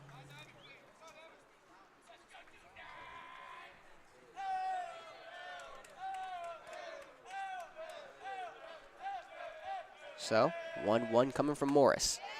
Outside fastball, framed well, strike 2. A little outside, but the catcher Goffey would have pulled that one in there, make it look even more like a strike. I think he did catch the outside part of the plate, but made it even look more like a strike. And a swinging strike 3 for Evan Smith, and that's how the 4th inning begins. That is Jake Morris's 3rd strikeout of the game, as Harris Rivers will get his 2nd opportunity against Jake tonight.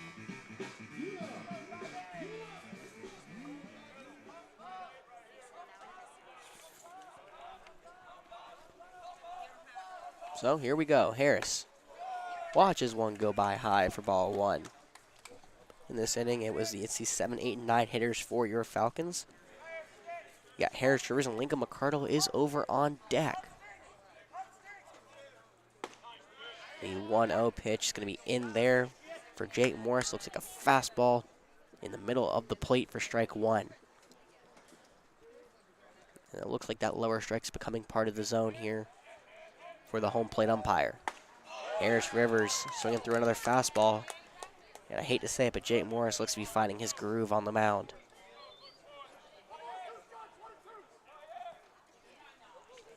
He's now working pretty quickly against Harris.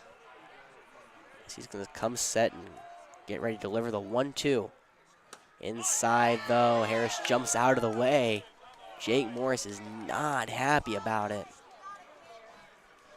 You could kind of see him jumping up and down a little bit. He was expecting the ball to be going around the diamond, throwing around, but going to have to go back to his glove because it's a 2-2 count here. There's only one out, but now there is two. Back-to-back strikeouts for Jake Morris. Harris Rivers goes down swinging. Now batting number 26, Lincoln McCardle. So Lincoln McCardle, he's set for his second at-bat of the game, but just like Evan did back in the second, he laid down a sacrifice bunt. We'll see how he fares against Jake with nobody on. He watches that strike go high and away, ball one. Again, Lincoln's not exactly the tallest person in the box, so that ball was around his eyes, even though it was probably in the strike zone for a lot of our hitters. And that one was in nobody's strike zone as it sails over even the umpire's head. So Lincoln ahead 2-0 here against the lefty Jake Morris. It's a lefty on lefty. Again, you don't see many of these a lot. One of the only times we see these in our Falcon order. As McCardle watches that one up around the letters. Stay high. Ball three. That was toward the middle quarter of the plate, but didn't matter. That was too high, and Lincoln draws a 4-pitch walk as that one's going to stay outside. So 2-out base runner now for Jake Morris to deal with in the top of the order. However, Zach C has not had a night to remember so far. He's 0 for 2 with 2 of Morris's strikeouts here tonight. Cool thing about baseball, though, you only need one at-bat to have a good night. You know? Exactly. It's the only sport in the world where if you do something good 1 out of 3 times, you are a Hall of Famer. Yep. And Jake Morris apparently likes working against Zach Sneed, though, as he finds a strike zone there after a 4-pitch walk to Lincoln. Again, Zach doesn't offer it many pitches out of the zone, but he hasn't been able to even put the ball in play so far tonight. That one is bouncing into golf, though. Was spiked around 70 yards from the mound, or 40 feet. There we go. 70 yards. That would have landed about 100 feet behind us. Add the 2, carry the 4, divide by 3. I think we got it. There we go. A pickoff attempt over to first, but Lincoln dives back easily in there. Yeah, my math may maybe not be the best sometimes, but 55-foot fastball. Wait, exactly. Like there. that. See, there we go. See, we're doing some math. Yeah. Almost done with school. Give me a break. That ball's around his eyes over the middle portion of the plate, but 2-1 is the count. Yeah, my last day of school is technically tomorrow, so cut me some slack. Your last day of school is tomorrow? Yeah. And then exams? Kinda yes and no. I have a resume reel to do for an exam since I'm in a newsroom. Yeah, we high up around the letters 3-1, but yes, for my class I'm in a newsroom every day, as I've kind of mentioned here and there. It's like a very different kind of class here at USC. It's supposed to be the last thing you're supposed to do in the journalism program. However, I'm a junior, so yeah, your senior semester thing. Yeah, so as a junior. Yeah, so instead of an exam, we have a resume reel, which basically means like it's more of like if you go into the journalism field, you would send a resume reel to every employer, which would give them, which basically it's kind of like it's like you obviously have a resume, but then they like seeing your work because obviously you're going to be on air showing people your work all the time.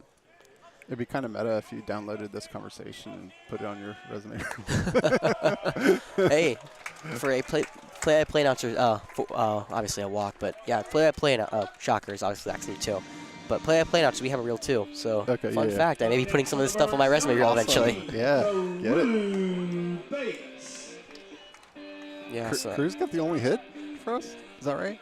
That is correct. All the way back in the first, he doubled.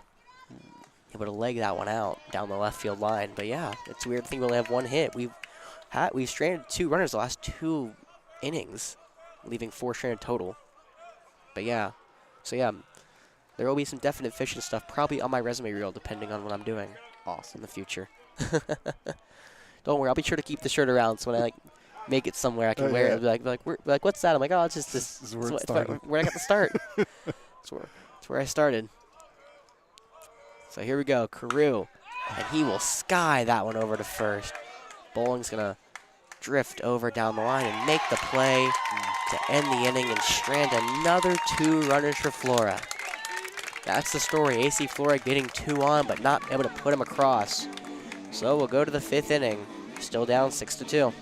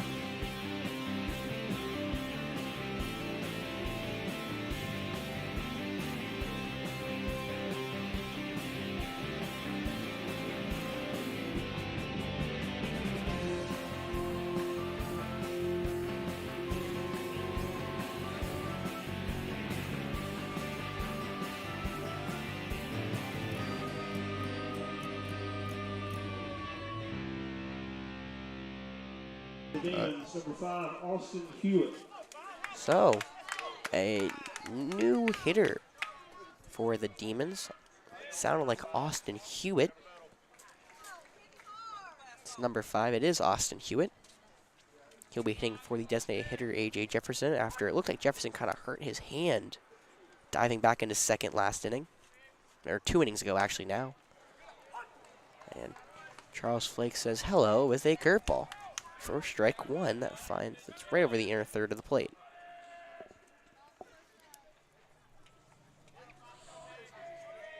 So count 0 and it'll be outside for ball 1.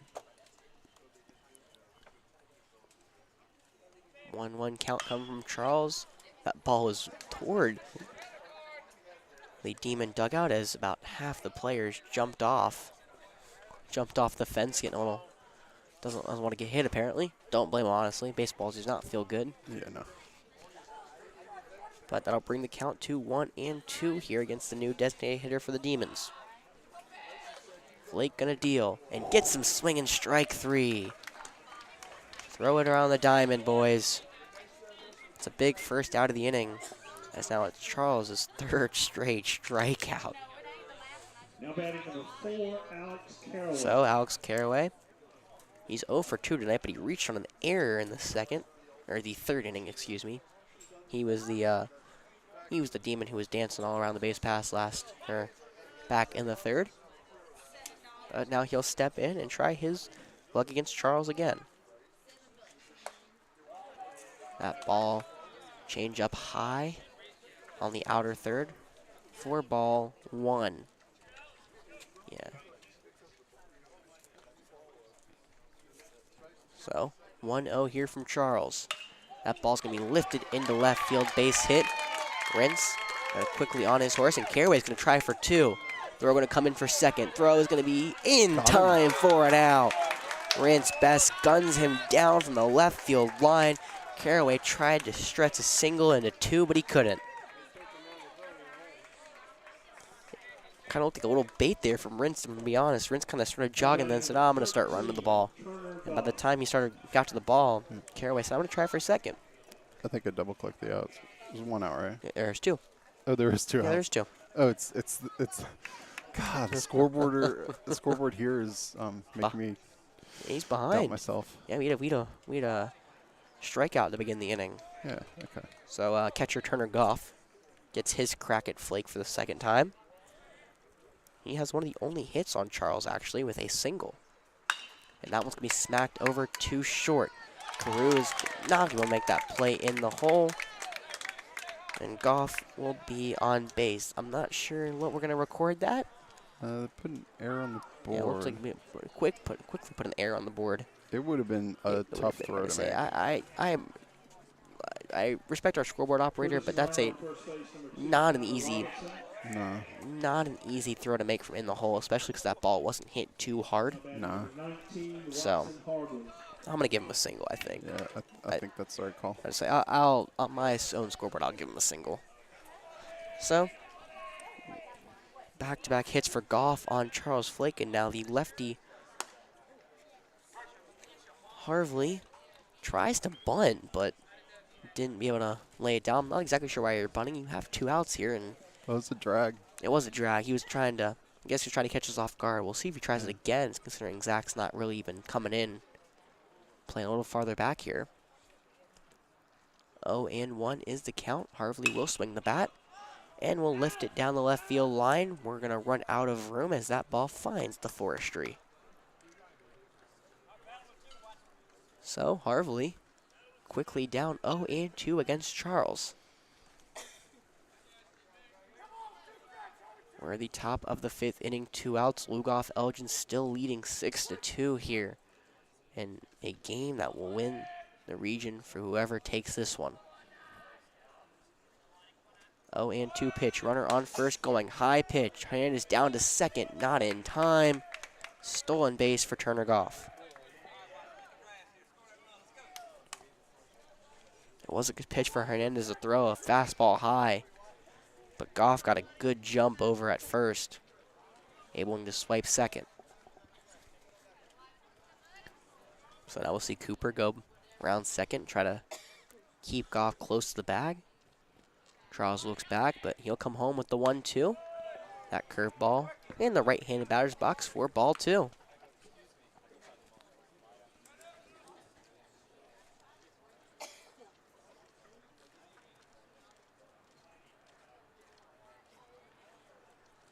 So count now even at 2s with 2 outs here, top of the 5th inning. Keeping the runner on second close, but we're coming home, and ball goes back into the net. Count will stay at 2-2. If it gets that far, Kobe Evans is on deck. He's the top of the Demons order. The speedster who plays short. We'll see how, but Harvey is currently in the box against Flake, who comes home with the 2-2. That ball's lifted into left. Wren's going to range to his right around the line and makes the play for out number 3. So back-to-back scoreless frames here for AC Flora. They're still behind 6-2, but we'll see if some offense can come up in the bottom half of the 5th.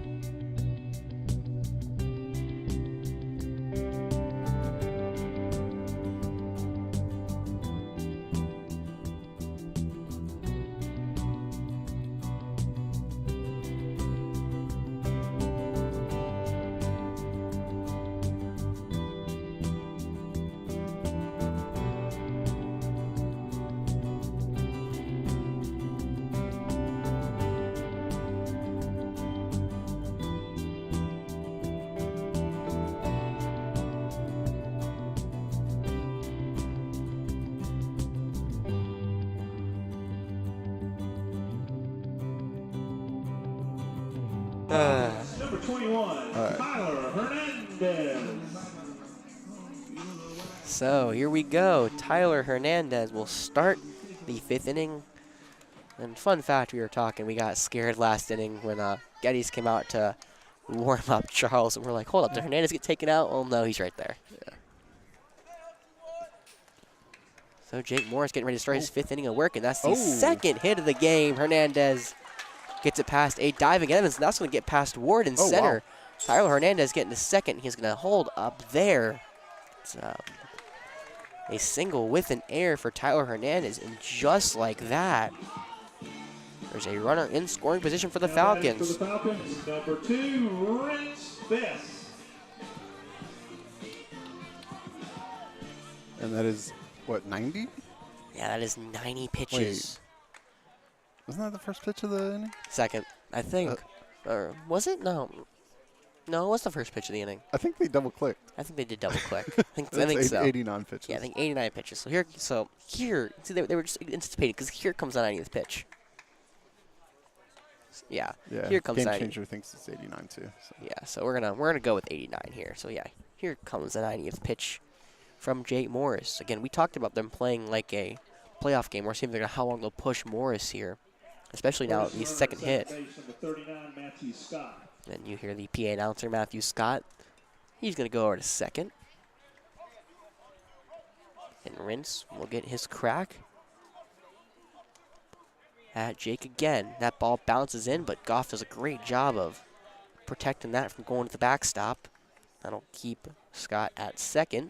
It was about 52 feet on that one. You got a tape measure? Yeah, something like that. I would estimate. It's all in my head. Yeah, you see did it get to the dirt? I guess it did, right? It was around there. I think it was the dirt. Yeah, you see there's one person on this booth who can do math, and there's one person that can't. I'll let you figure out who that is. Either way, Rince is ahead 1-0 against Jake. 91st pitch. That one gets away from Goff. And down to third, Scott goes. He'll move 90 feet closer to home. As Rince is ahead 2-0. And here comes, again, we talked about the playoff atmosphere. Here comes the head coach to the mound. And this may be all for Jake Morris here. A leadoff single and back-to-back balls that almost got away. Well, one did get away from Goff, but the other one almost got away from Goff. Again, this is another mound visit. We're going to see if it will come to anything. Right now, it looks like it's just a one-on-one conversation, but we'll see if it accumulates to anything more of that. I think he's asking, why are you throwing it really, really short? What's what's that? That's not the pitch we called. The home plate's around, like, what is it, 62, 65? 60 feet, 6 inches. 60 feet, yeah, okay. Yeah, 60 feet away. Yeah. Yeah, why are we throwing only 50? All right, wait, we got to switch off because Miami Vice.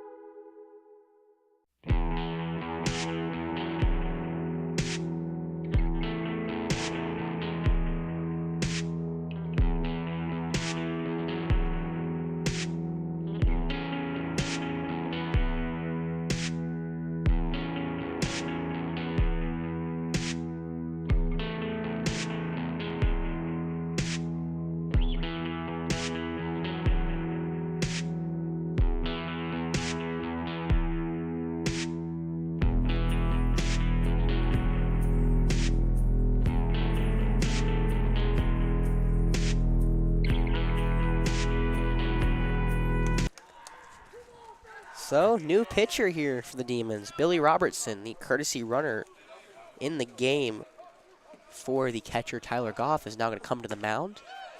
And he inherits that 2-0 count, but quickly makes it 2-1 with a fastball right down the middle. You see that vibrant overhand action on the mound. But Jake Morris will move to right field, replacing the right fielder Wyatt Hornsby, who I actually have never called tonight because he hasn't gotten the ball. That fastball is inside for ball 3. So, 3-1 count here for Rintz. Runner on third, no outs. As Rintz swings through a changeup over the heart of the plate, strike 2, filling the count up.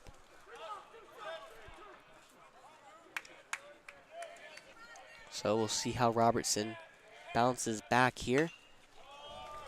I'm so used to seeing Rintz fouls it off. I didn't start the clock or count again. So used to seeing pitchers with like 3/4 arm deliveries. Yeah, it seems weird when you see somebody straight over the top. It's very weird. Rintz is going down and getting these, but he's fouling them off and staying alive in this at bat. So, final line for Jake Morris. He doesn't. Oh, technically, they can't give his final line. One runner. There's a link to him at third. Yeah. But big thing we're talking about: 6 walks, 4 strikeouts, but we stranded every single one of those walks. So, we'll see if that come back to bite us at all. As Rintz continues to foul every single pitch he finds off, taking a page out of the Lugoff Elgin's book over there. So they fouled off pretty much every single pitch, I feel like, but starting to give them a little bit of their own medicine right here.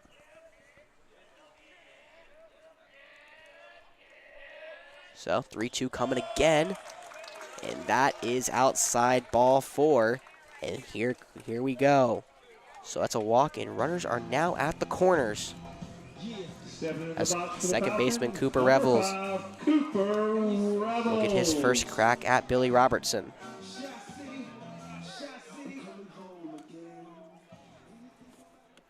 So Cooper had that line out to short. What was the other at bat? Line out to short for Cooper, and then he flew out to left field to end back the first. Flew out to left. Okay. Yeah, so he 1-1. It was hit hard, and if it was about 20 feet shorter, it would have scored a run, that line out. But and the hit to the shortstop was really hard. It's just right at him. That's what I was saying, yeah. Oh, okay. Yeah, because it was right at him. If it was like 20 feet short. No, he actually was the batter up when both our runners scored from the stolen base and the just the throwing around the diamond for Lugoff Elgin. Yes, that happened. It seems like a long time ago. It's forever ago. Game is taking a while to go by, and Cooper Revels watches that ball hit the dirt, but immediately holds up the stop sign over 2/3. That's where Matthew Scott is, telling him to not come home. We don't need to make our first out in the game, in the inning, at home. You never want to really make any out at home, to be honest. But definitely not the first of an inning. That could be. Come back and look at this as a big inning in this one, depending on what happens here. 1-1 count, bounded up the middle. Evans dives but can't make the play. Second time Evans has dived and not been able to make it. And Cooper Revels finds the hole up the middle for an RBI single. And the Demon lead is cut now to 3. With Charles Flake stepping in. Number 16, Charles Flake. So our pitcher getting the chance to really help himself out. We're going to see Goff. He's going to go over and talk to Billy Robertson after Billy's given up a walk and now an RBI single. Yeah, it's a kind of good piece of hitting you expect from somebody with good church league basketball coaching. You know? Exactly. Yeah. You see, the church league coaches are the ones that set him up for success. It's the one that really matters. Of course it does. What do you mean? That's the only thing that matters. My dad was also a church ball league coach, so I love church. He coached my church ball team for about 4 years until I went off to college. So, Charles Flake, that bunt's going to get away from Goff. He can't even find it. Both runners will easily move up a base. And now those runs move 90 feet closer. And that tying run for the Falcons is at home in Charles Flake. See, Yeah, it's just nice to have a little momentum, you know. it is. Baseball is a lot of momentum. Once there's some energy in that dugout. You know, I talked about it earlier how Jake was trying to kind of limit our momentum. It never felt like, even with the walks, we never really had a lot of life and energy in this game. Now it kind of feels like Yeah. a lot of stuff starting up. We're finding holes. We're getting on base. So 1-0 count to the pitcher as he finds the outer part of that zone with a fastball. So count at ones apiece. Charles in a big at-bat. He's 0 for 1. He grounded out to short to end the inning back in the third, and he also reached on a walk to begin the second inning as he calls for time as Robertson was staring him down from the stretch on the mound. As we enter the bottom half of this Falcon Order, this will be decided if how much of an inning we have here. As a fastball, that one's going to kick the dirt up. And it'll bring the count to 2-1 here with no outs. Again, we're in the bottom of the fifth inning. The Falcons just cut the lead down to 6-3. And there's no outs and runners at second and third. Big opportunity here for Charles Flake and this Flora offense has been really dormant since the first inning. We have 2 hits this inning, which is, we only had 1 before it. Flake takes that fastball in the outer part of that zone, strike 2. Must have just painted the corner from the reaction from the fans. And now the count at 2s for Charles.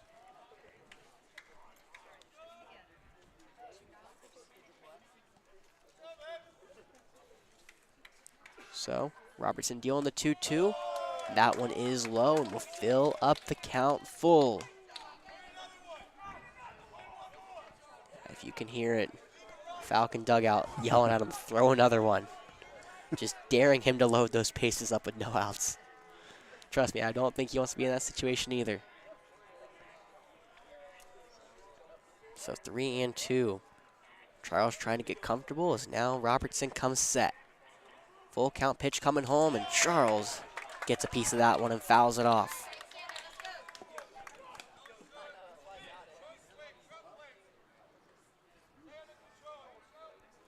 So we'll do it again. 3-2, no outs. Bottom of the fifth. Got runners at second and third for Charles. Robertson gonna come home with it, and it's gonna go outside. Fastball into the left-handed batter's box, and that's gonna load the bases. And another mound visit real quick, or actually not a mound visit. It's gonna be coming to talk to the umpire. Huh? I'm just not sure about what though. Oh, he's probably coming to check to make sure he hasn't made a mound visit to the pitcher. Ah, okay. I'm guessing. And yeah, we're gonna see a. It's like to accidentally take the second mound visit and have to yank him. Okay. So yeah, it looks like we have pitch runner over at first. I'm assuming it's Brian Harrelson, right? Ryan. What? Oh, You've done that before. I have. This is So the, where'd you get that roster that says he's Brian? I don't know, to be honest. That's the worst part. That's the worst part. I don't know. Cause I looked down because I changed it on one of the. I just grabbed I just grabbed a roster. I didn't figure out which one it was. It was the new one, the old one. Yeah. I immediately once I said Brown, I was like, that's wrong. I was like, I just don't remember what it was. Well, it confused me the first time you said that last week. I was like, is he a brother? I do remember. I don't remember. We were looking at that. We were looking at that for a while. So the tying run now at first, and Evan Smith has a big opportunity. He's 0 for 1 with a strikeout, so I'm sure he's happy to see Jake Morris off the mound. However, Billy Robertson gives him a fastball that's going to catch the outer third of the zone for strike 1. Look to be around thigh high there. So corner infielders are playing in. Middle infield playing around double play depth against Smith. Evan gets out of the way as that ball is going to stay inside. A lot of close pitches here and a lot of emotion from the fans in this one, just showing the tension in this game. A lot on the line. It's again, I can't say it enough. It's for the region. This game is what you live for. Or as high scores. I mean, for high scores, it is. Yeah. At this point, this is That's why you play. one of the biggest games of their lives. Evan Smith watches that. Look to be a cutter. Tail away from him in the left-hand batter's box for ball 2. So Evan, big opportunity for him tonight. As Robertson behind 2-1. He's going to come home, and Evan foul tips that into the glove for strike 2.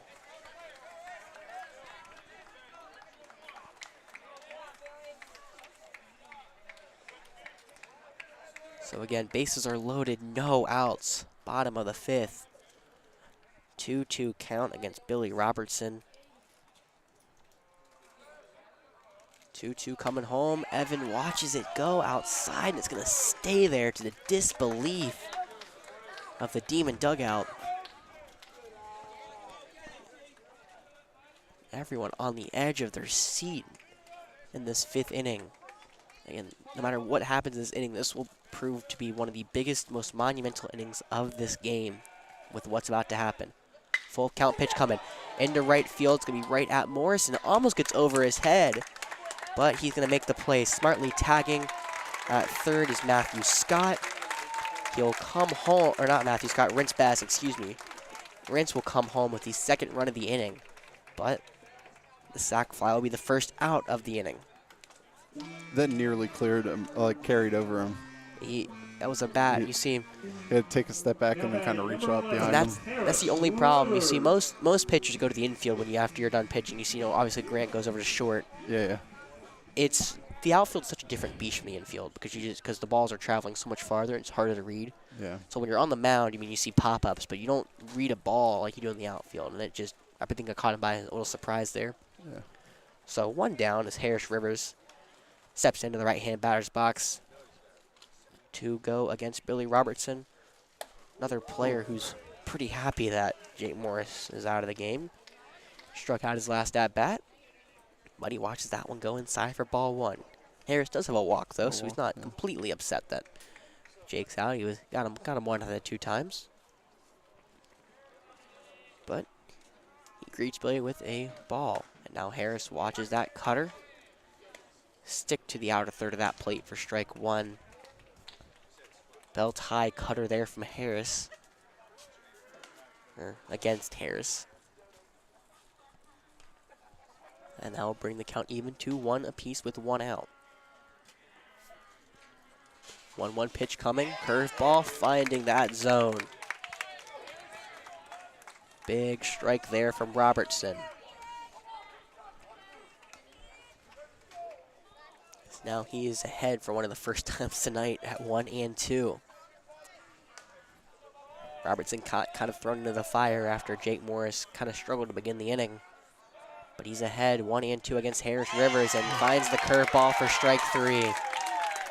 Harris knew it. That sweeping curveball froze him for the 2nd out of the inning.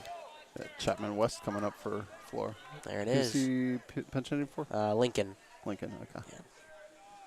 So, yep, Chapman West. Big opportunity here for Chapman.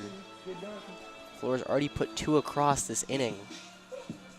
Now batting for the Falcons, number 30, Chapman West. We'll see what the senior can do now with a 2-on, 2-out here. We're going to go pitching matchup here. Chapman is a lefty against the righty Robertson. Again, Morris was a lefty all night, and now we're going to, again, playoff atmosphere. We're playing the matchups.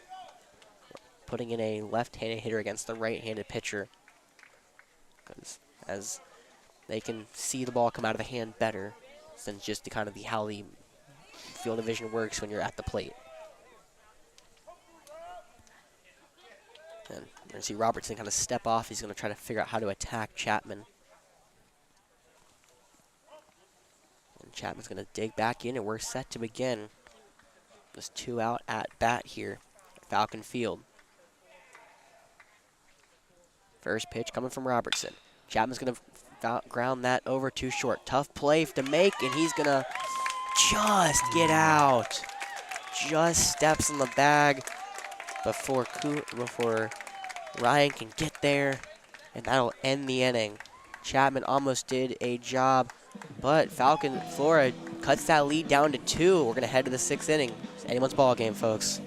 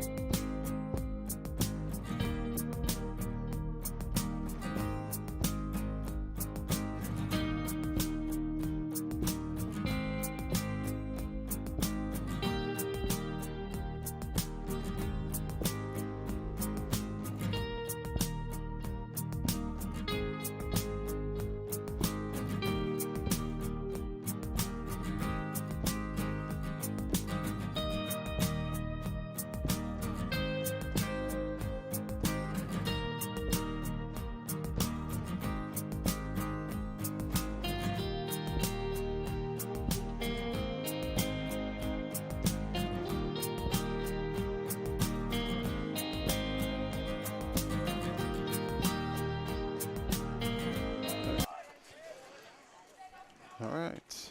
So where are we at? Number 1? Yeah, we are back to the top of the order. We go. Kobe Evans will lead off the 6th inning. He will step in against a new pitcher, Ryan Harrelson.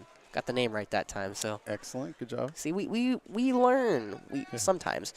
So Flake leaves the game after giving up 2 quick runs. He settled in, gave up none less but 2 runs, 4 strikeouts, and 1 walk. Yeah, Ryan's dad's a big supporter of the stream. I'm sure he loves me getting his son's right name wrong then. Yeah, you got to get his name right. Well, Ryan, again, a little sidearm action there. Now that ball's going to be high and away, ball 1. That fastball going to find the knees of the lower edge of that plate, even the count at 1 apiece.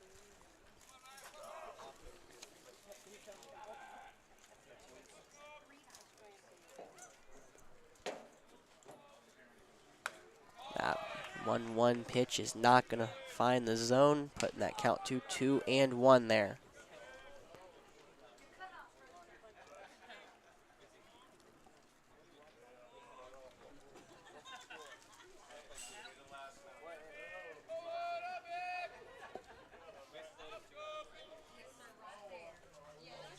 So after a long delay, here comes the 2-1 in there for a strike. That cutter. Oh, here we go. I just finally looked at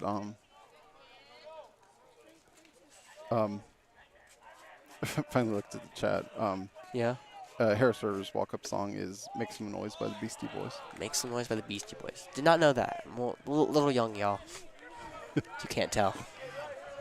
That looked like a changeup was off the outer edge of the plate. Now it's going to be a full count for Kobe Evans against Ryan Harrelson. 3-2 coming. No, not a strike. Outside in a leadoff walk for the Demons. Up next, number 6, Jay Bowling. And now Jay Bowling, the first baseman. He'll get his chance at Ryan here.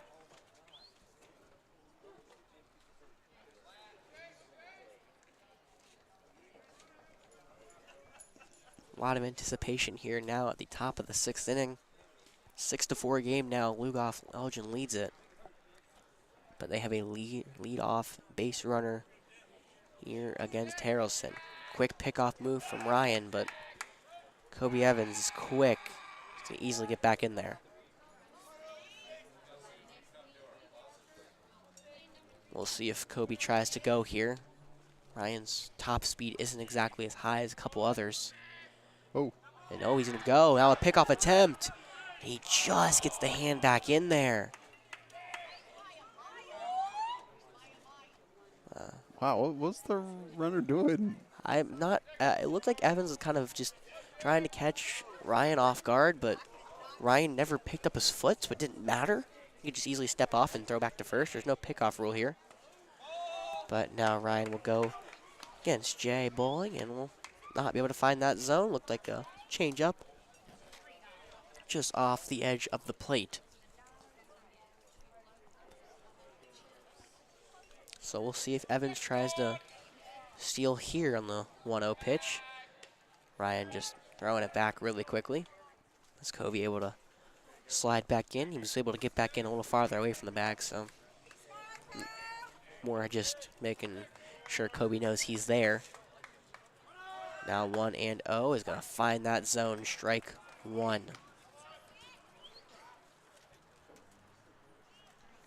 See Jay going to step out, look down at his armband real quick. Get the sign, maybe just checking his gloves, not exactly sure. Doesn't look like he has an armband there. Now 1-1. Ryan again, picking over. Yeah, these aren't really more to get Kobe Evans at first. It's more just to try to keep him close to the bag. If he doesn't do what he tried to do a couple pitches, or around 2 pitches ago and try to steal, but when he's not looking. Now he goes. Pitch low and away. Ball going to be bounced over to Carew at short. And that's a stolen base for Kobe. So we tried to pick him off a couple times, keep him close, but Kobe finally pulled the trigger and went. And that'll even the count at once. And batter did swing. He did? Oh, he did? Yeah. It should be 1-2. Well, the umpire said 1-1. Huh? Wait, what? Yeah, I'm not sure. We're going to... Wait. Did I miss something? No, we can... I'm not exactly sure what... I'm using my phone to stream, so I can't back it up. Yeah, I'm not exactly sure what's going on right now. A lot of, guess a mound visit real quick from Tyler. It's definitely 2 strikes because it was ball 1, and then he had the nice sidearm in for a strike, and then he swung, so it's 1-2. Yeah.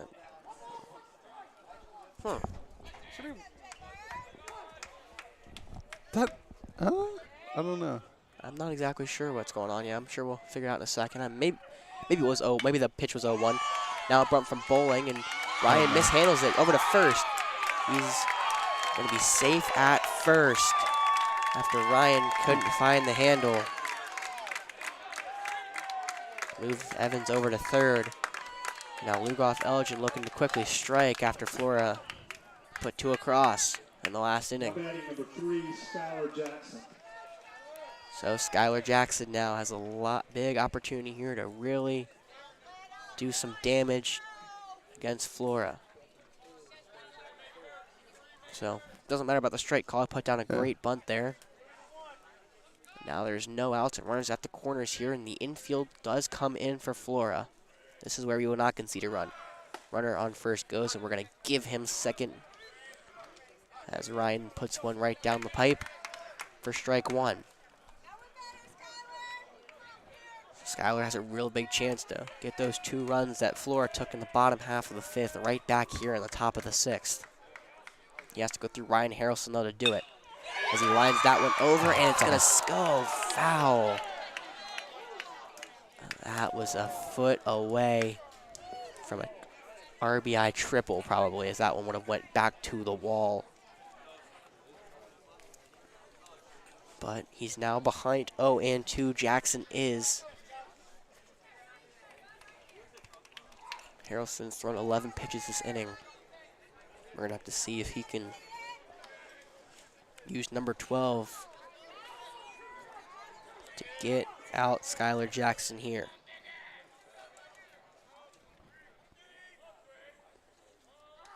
Jackson's going to call time. And now Coach Howell is going to come out.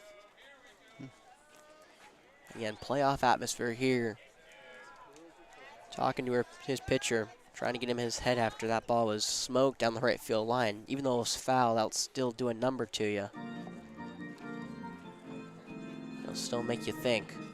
All right, this is weird accordion music, but it's the Beatles. We got to go.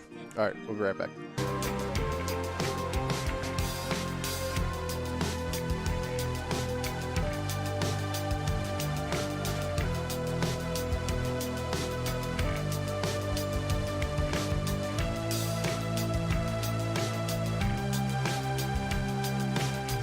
Okay. So we're back after a quick mound visit here. And we're set to get back into the 0-2. Tyler's going to kind of look around, but seems to be fine. He'll get back into his stance. As Brian's going to come home. Ball smacked over to second. Not able to come home to the plate. He's got to go to first with it. So one run comes across, but one out was also recorded. Lugoff Elgin gets that lead back up to 3. And Jay Bowling will move over to third. Would be a hard play for Cooper to make at the plate. Kobe Evans can fly. So maybe, I won't say, but maybe a blessing in disguise that he bobbled it. It would have been a hard play to make. It would have been much easier to throw out Jay at the plate than it is to Kobe. Throw out Kobe at the plate. Either way, here comes in Jake Morris. Starting pitcher tonight for Lugoff Elgin. Went 4 innings, and he has 2 hits on the night. So, doing it both on the mound and in the box. He'll look to try his fair share against Ryan here. So, Ryan's first lefty he's going to be playing against tonight. And that one's going to be outside, ball 1.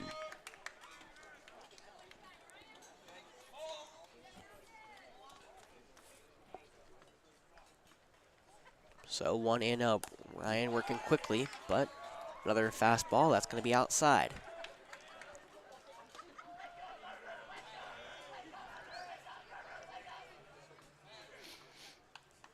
And now Tyler looks like he has some equipment issues. Now they're going to dust off home plate real quick.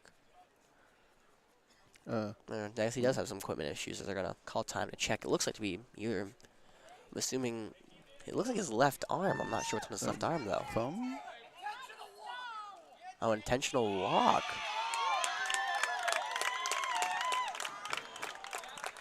Intentionally going to walk Jake Morris. You don't see that too often, but we'll now put Morris on first, and now it's going to make the double play ball much more of a possibility here for the Falcons as Riley Ward's going to come up. He does have an RBI single, though, back in the 3rd inning. And right now they're going to be talking, looks like, I'm not sure what's going on, but it looks like the athletic trainer is going to talk to Tyler about his hand.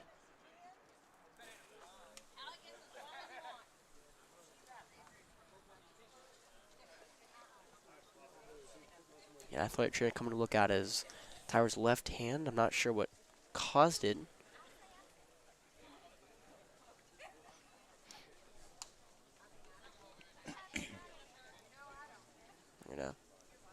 Looks to, he may be done.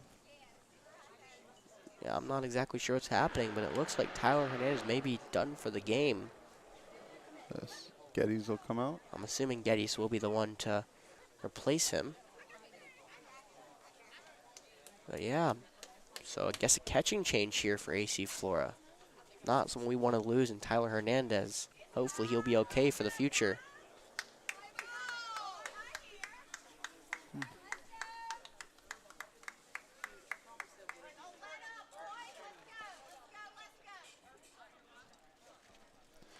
So yeah, I'm not exactly sure. It looked like unfortunately there's not many hand injuries on your left hand that could happen with them. It's his catching hand though, right? Yeah. Yeah. So it's more the fact of I would have to assume it's broken from initial reaction. There's not many hand injuries that Yeah, I mean, I don't know. You can sprain this joint right here. Like if you have a low ball when you're catching. I mean, you can. Yeah, I'm just, unfortunately, the fracture seems like it's the Yeah. likeliest scenario. However, again, who knows? They're really not doctors, you know. But I say, I'm not even close to a doctor. Are you trained to be a doctor? No. Well, what's going on right now? Looks like we're gonna change. Looks like we're gonna change positions here. We're gonna put Cooper at. We're gonna switch Cooper and Charles. So Cooper's gonna go to first, and Charles is gonna go to second. Okay. I don't know the logic behind this reasoning. I'm assuming. Cooper's played first base a lot. Don't be wrong. Yeah, but Cooper's a first baseman. Yeah. I'm just curious of why we're doing this now. Yeah. Maybe we trust Charles over at second rather than first. I'm not sure if it's the fact that Cooper just bobbled a ball. Yeah. I'm not exactly sure, but either way. Or having Cooper at first to charge in case. Yeah, there's a squeeze bun or something. Multiple possibilities here, but the 2-0 count, runner will go. Geddes will let that runner go to second. That again, Jake Morris.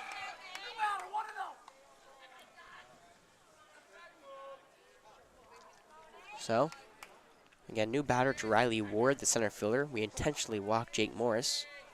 Either way, Ryan Harrelson greeted him with the ball. So it's 1-0 against Riley. He's going to smack that to second. Tough play, going to come home with it. Geddes does not have a play at the plate. And Jay Bowling scores, and that lead goes right back up to 4 for Lugoff Elgin.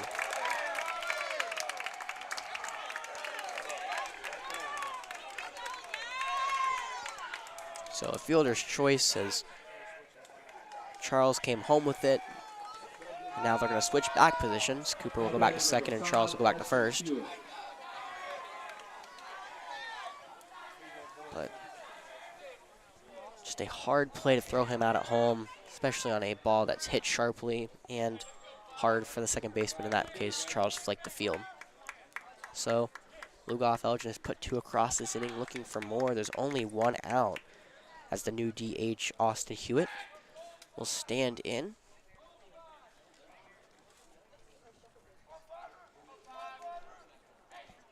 So Hewitt has a chance to continue this hot inning here for the Demons. Ground ball. Looking back, everyone's Harrelson. Phenomenal. Yeah, phenomenal awareness. Kind of what he had to do. The runner had a good jump, so that was a great play by Harrelson. Wanted to go to second with it, but we saw Riley Ward steal, and then obviously had to look back. Jake Morris over at third to keep him there. But that was a great second out of the inning and a big second out of the inning. And now Alex Caraway will step in. The only time he reached, or no, he had a single, excuse me. He had a single back in the 5th, but he also reached on an error in the 3rd. He struck out in the 2nd. So, looks to be 1 for 3 this evening. And Ryan Harrelson, this will be his first time, and that ball's up the middle. That's going to be a run. Here we go, around third, throw's going to come home. Geddes will have to cut that off. And a 2-run single for Alex Caraway. And that's going to put this lead up to 6.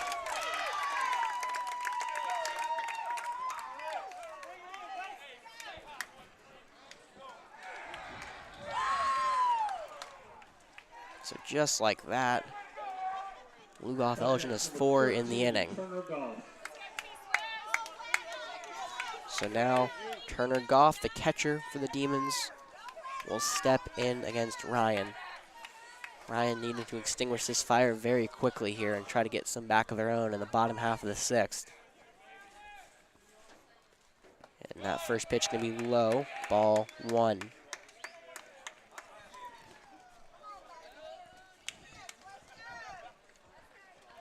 Turner is actually one of the most successful Demon hitters tonight. He's 2 for 2.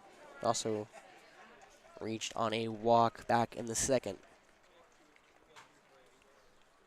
And now Ryan going to pick him over at first. But Caraway able to get back. Again, y'all remember Caraway back in the 3rd inning. Danced around a lot on the base pass. You'll see his secondary lead is massive. However, it's probably be a little smaller over at first. Simply because Turner's a righty. That throw down is going to be easy for Geddes. However, Ryan is currently unable to find that strike zone as that fastball will be outside and low, ball 2.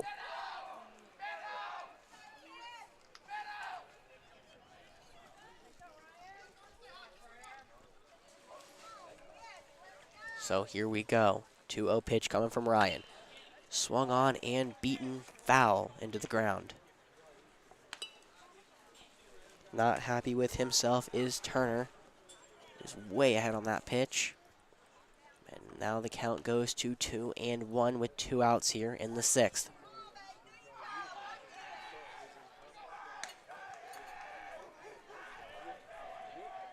Pick off at first over to Caraway, and he'll get back in safely. Back over in the Falcon dugout, the athletic trainer is still looking over at Tyler Hernandez, not exactly sure what's happening. He's sitting down and the athletic chair is looking at him, trying to assess what's happening. Caraway goes at first, but that's going to be grounded over to second. Cooper will get that over to first for the 3rd out, but not before Lugoff Elgin strikes. 4 runs in the top of the 6th. Flora now trails 4-10. Needing a Spartan here in the bottom of the 6th inning. We'll see if he can give it to him, if at all.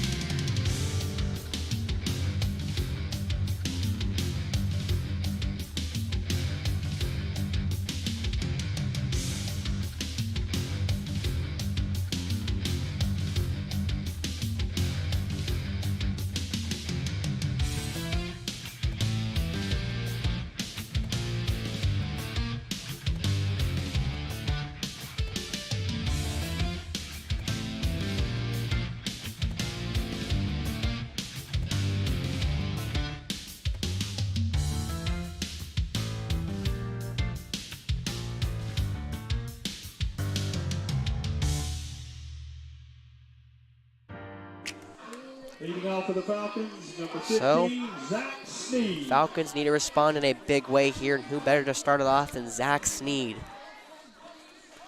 Sneed drew a walk, what he's known best for, back in the 4th against Jake Morris.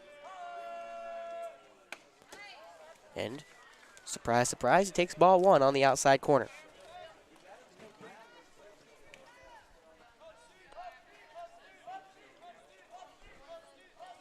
So, Billy Roberts looking for his 2nd full inning of work.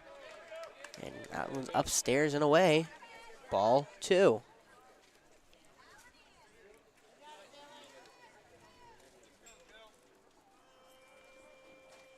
So 2-0.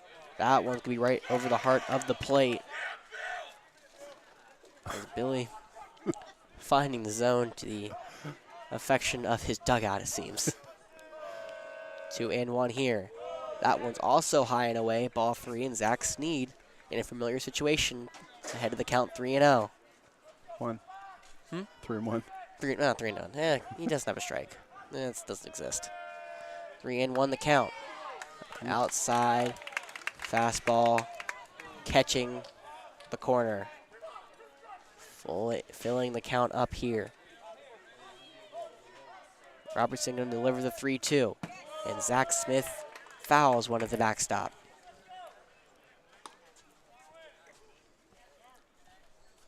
So, full count, we'll do it all over again. 3-2, no outs here, bottom of the 6th inning. Flora behind by 6. And Zach Sneed, for the third time tonight, strikes out for the first out of the inning. Now batting for the Falcons, number 19, Carew Bates. So, here we go. Carew Bates.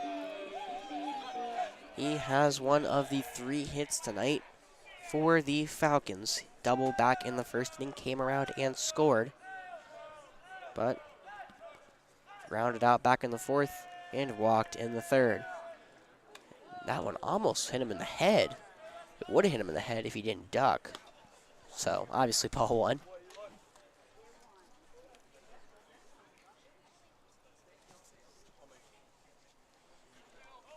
Needing a spark here is AC Flora. They need 6 ones. Is Carew going to put that one up the middle for a base hit? Gets by the second baseman, Harvley, and Carew has his 2nd hit of the night. As now Eli Geddes, who replaces Tyler Hernandez, will step in. He came in earlier in the top frame when, again, Hernandez hurt his hand. We're not exactly sure what's going on right now. Looks like the athletic trainer is done talking to Hernandez, but I guess she deemed him unable to continue this game as he's not back in at this point.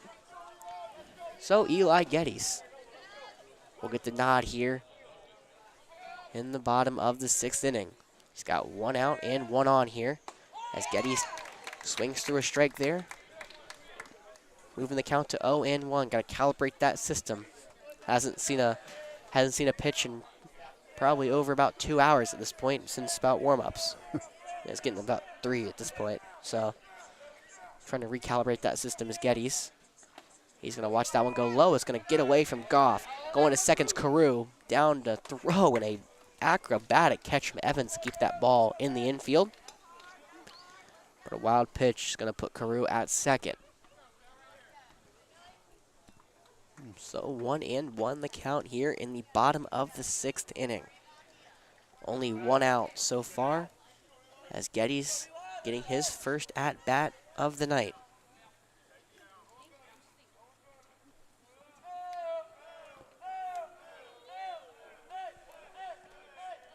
So here we go. Count even, and that fastball over the inner third of the plate against Geddes, strike 2. The righty watched it go by. And he's behind. Needing to do anything just to get this ball in play and at least move Carew over to third. So the 1-2's going to come in. Strike 3 looking. Geddes goes down, and Billy Robertson gets his 3rd of the game. And Lugoff Elgin starting to get excited over there. Number 2, Rince Best. So Rince Best. 0 for 1 tonight. Hard to believe, but he only popped out to the shortstop back in the 1st inning. He laid down a sac bunt back in the 3rd and then walked his last at bat. Ball's going to get away from Goff again, so Carew in turn will move to 3rd. That one's technically, honestly, on the catcher. The ball hit his glove. I'm not sure. That wasn't exactly the worst pitch in the world. Was it a strike? Absolutely not. But No, it's a pass ball. Yeah. it's not. Yeah, it's a pass ball rather than a wild pitch. Yeah. So, Rince is ahead 1-0 here with a runner 90 feet away. And Rince going to put a shock into that one to left field. Going back is Caraway, but he's going to make the play for the 3rd out of the inning. Been a theme tonight, guys. AC Flora leaves one stranded over at 3rd. We're going to head to the 7th inning with Lugoff Elgin up. It's 10-4.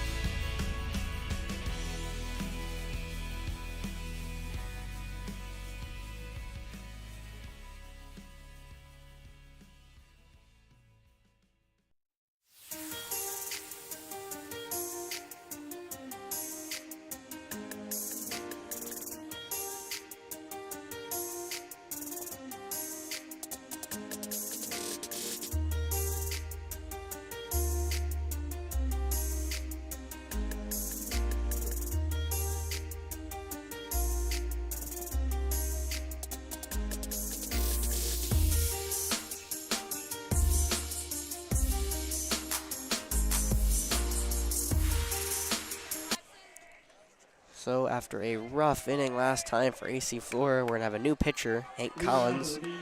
Will relieve Ryan Harrelson. Excuse Jeez, you did it again. I didn't do it. I started it and I stopped myself. I said buh. In your head, you were like, don't say Brian. Oh. Probably now a bunt now. And that ball's going to go foul. As the 9-hole hitter Watson Harvey steps in. I said Bry, I think, and then I was like, that's not right. So either way. It was a catch. You got it. Either way, Hank Collins is in there is to relieve Ryan after Ryan. Not the most memorable inning for his life. Unfortunately, gave up 4 runs on 2 hits and 2 walks. And also an error. First baseman earlier. Or, no, he had an error. As the Hank Collins throwing that curveball in there can't find the zone.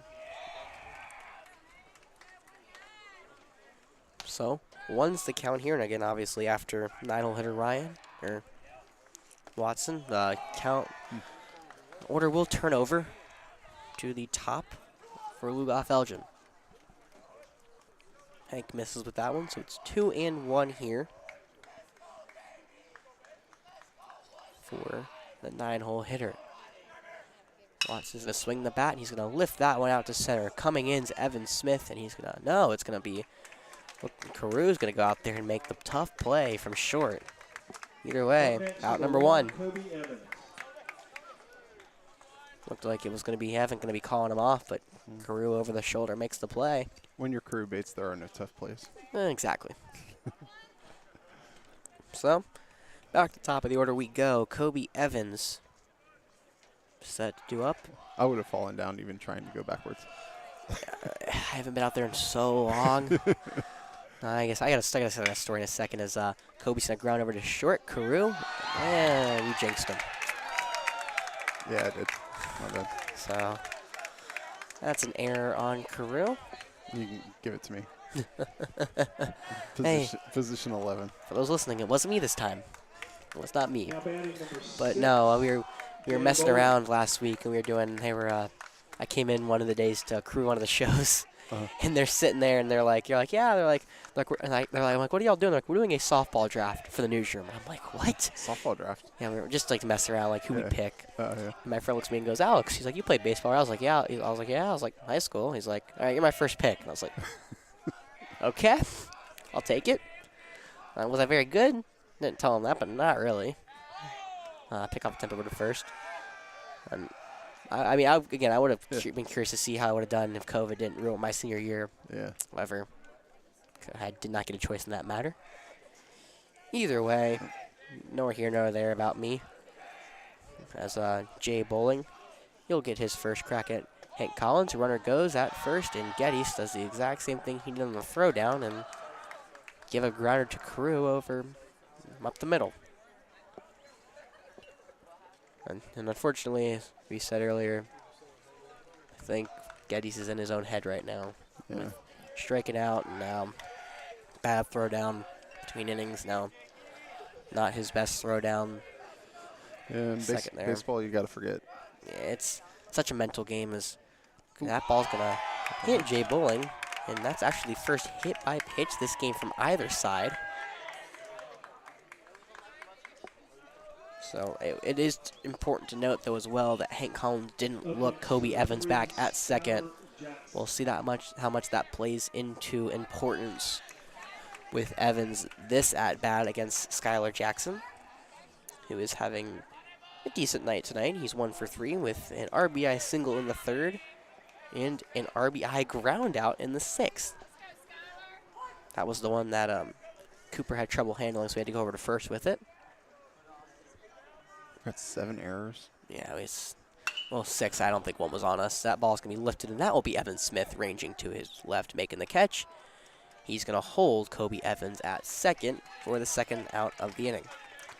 They gave us an error. There was one on Carew that was in the hole that, like, I mean, Yeah. did he mishandle it? Yes, but also did. But it wasn't going to be a play. I'd say I think it was an infield hit. Either way, we'll see Jake Morris, the now right fielder for the Demons. He'll step into the left-handed batter's box and take his first crack at Hank Collins. So, Jake's having a pretty good night at the plate. He's reached 3 times and scored all 3 of those times. Also, again, had 4 innings of only 2 runs given up on the mound. So a solid night for the 4-hole hitter for Lugoff Elgin. However, he fouls that fastball back. 0-1 is the count.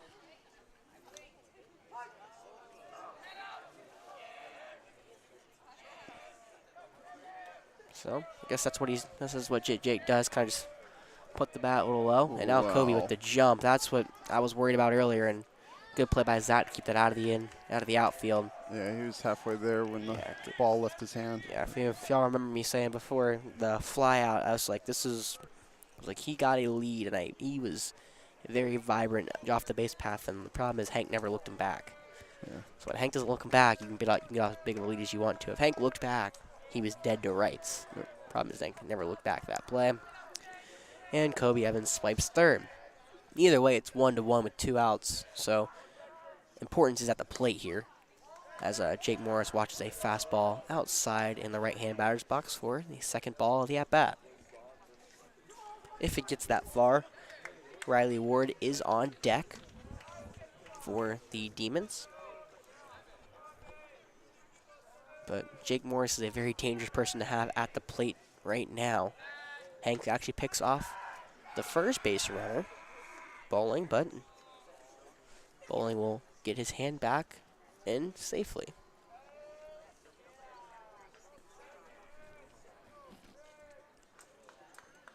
So now, 2-1 pitch here, gonna come from Hank. Now he's gonna do his due diligence and look back both ways.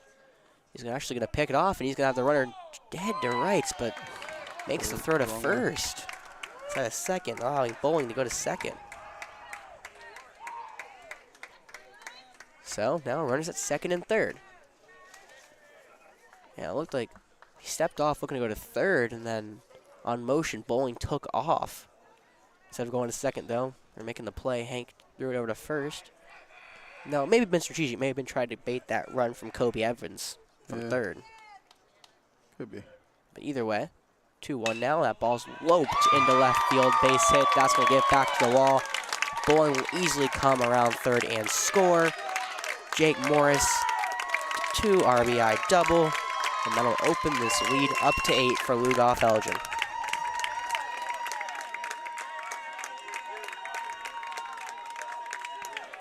Up next, number 8, Riley Ward. So, that ball, time is called, so that ball going by Geddes doesn't really matter. Either way now. Ball. So, here we go. Riley Ward at the plate. He's also reached twice tonight, 1 off a single, 1 off a fielder's choice, and has come around to score both times. He's got another runner there on second. Since we're in the 7th, there will be no run rule in this game, so go as high as they want.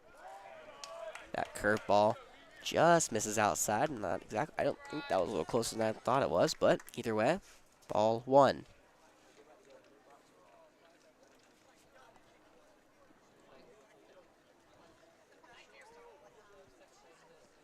So 1-0 the count here. Collins going to deal to the plate and gets a swinging strike. Ward swung at an outside pitch. That'll even the count at 1s. I'll give Lugoff credit all of game, though. They haven't swung at many bad pitches tonight. No. Very disciplined at the plate. Very good team here. Yeah, no, they're a good team. They're a good hitting team. Yeah. Fortunately, on the mound, we didn't have our A game. In the field, we haven't had our A game either. I give us 6 errors. The scoreboard gives us 7. I give us 6 because on the 10 hits, 6 errors versus 9 hits, 7 errors. 4 hits, 7 errors. My fault. I said we have 4 hits. We have 4 hits and they have 2 errors, but yeah, they have 10 hits. Yeah, 10 hits and 6 errors. And strike 3, I think that is. Yeah, Hank Collins gets some swinging to end the inning. So AC Flora, do they have a 7th inning rally in them? They're gonna need 8. We'll see if they can do it. We'll go to the bottom of the 7th.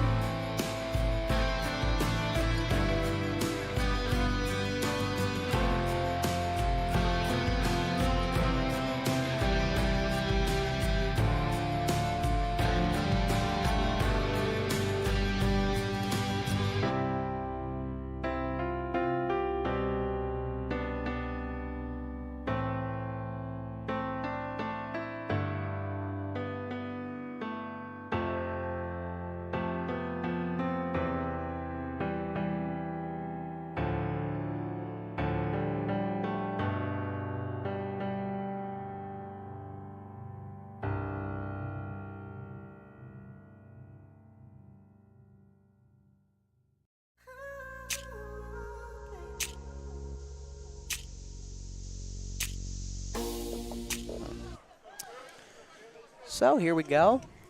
7th inning rally now for the Falcons. Come on here, boys. All right. Down 12-4 starting the 7th, and Cooper Revels, the 5-hole hitter, is going to kick it off here. Cooper with the first out of his 2 at-bats this inning. Exactly. We can speak it into existence. Yes. I will say, though, Billy Robertson had a 13-pitch inning last inning, so he is doing very well at the plate. We're going to see how that continues over. Is that overhand motion going to get in there for a fastball strike 1? In a little better news, South Carolina has ruled Florida. Number 3 Florida, I might add.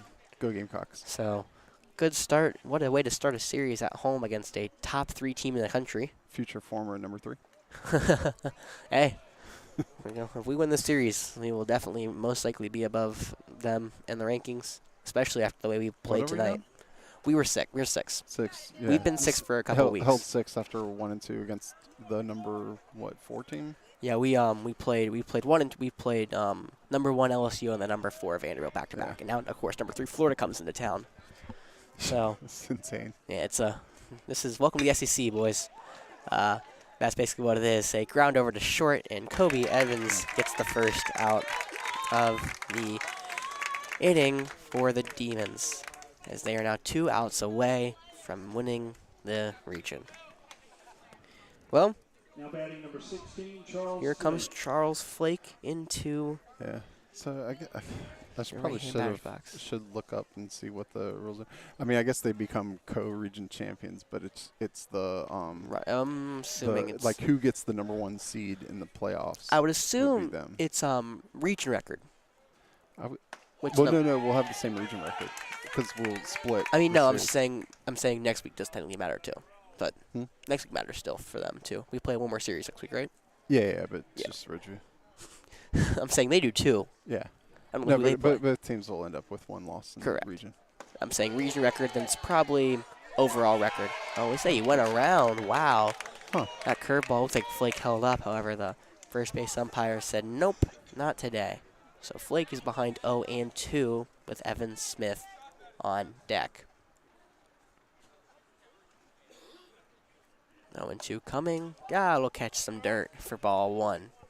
So yeah, I'm not exactly sure. I know it's going to go probably region record and then probably overall record. I think overall is probably next.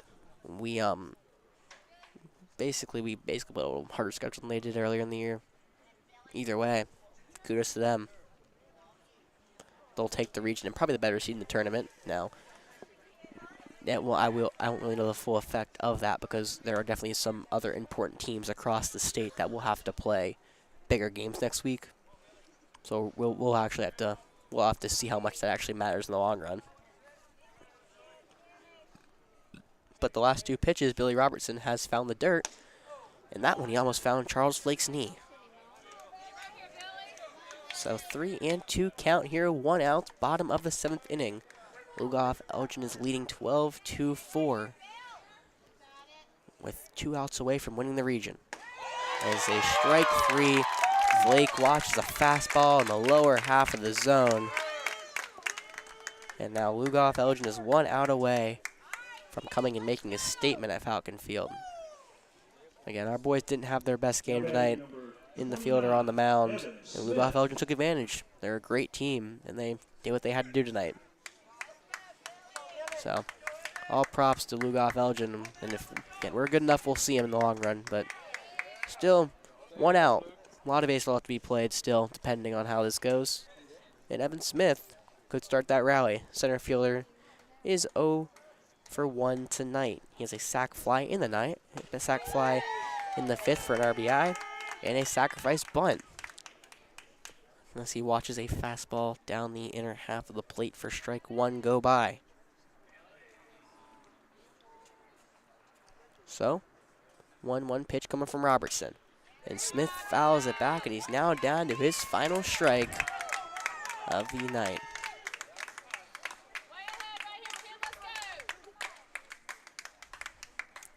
Robertson dialed in, looking exactly like Morris is on the mound, not moving until his job is done.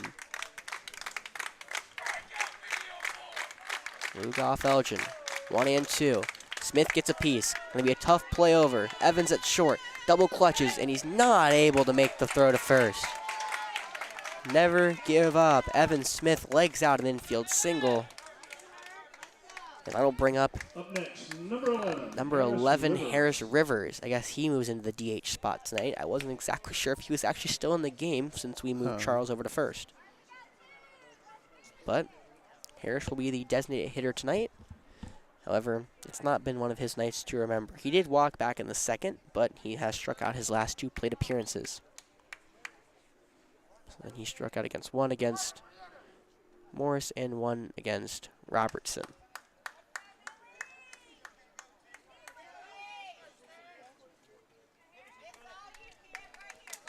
So, 2 outs, bottom of the 7th inning. Robertson couldn't get that final out against Evan Smith. We'll see if he can get it against Harris Rivers. First pitch going to be lifted, but just foul. Well, and by just foul, I mean a couple of feet foul. But either way, third baseman Skylar Jackson couldn't get his glove to that ball.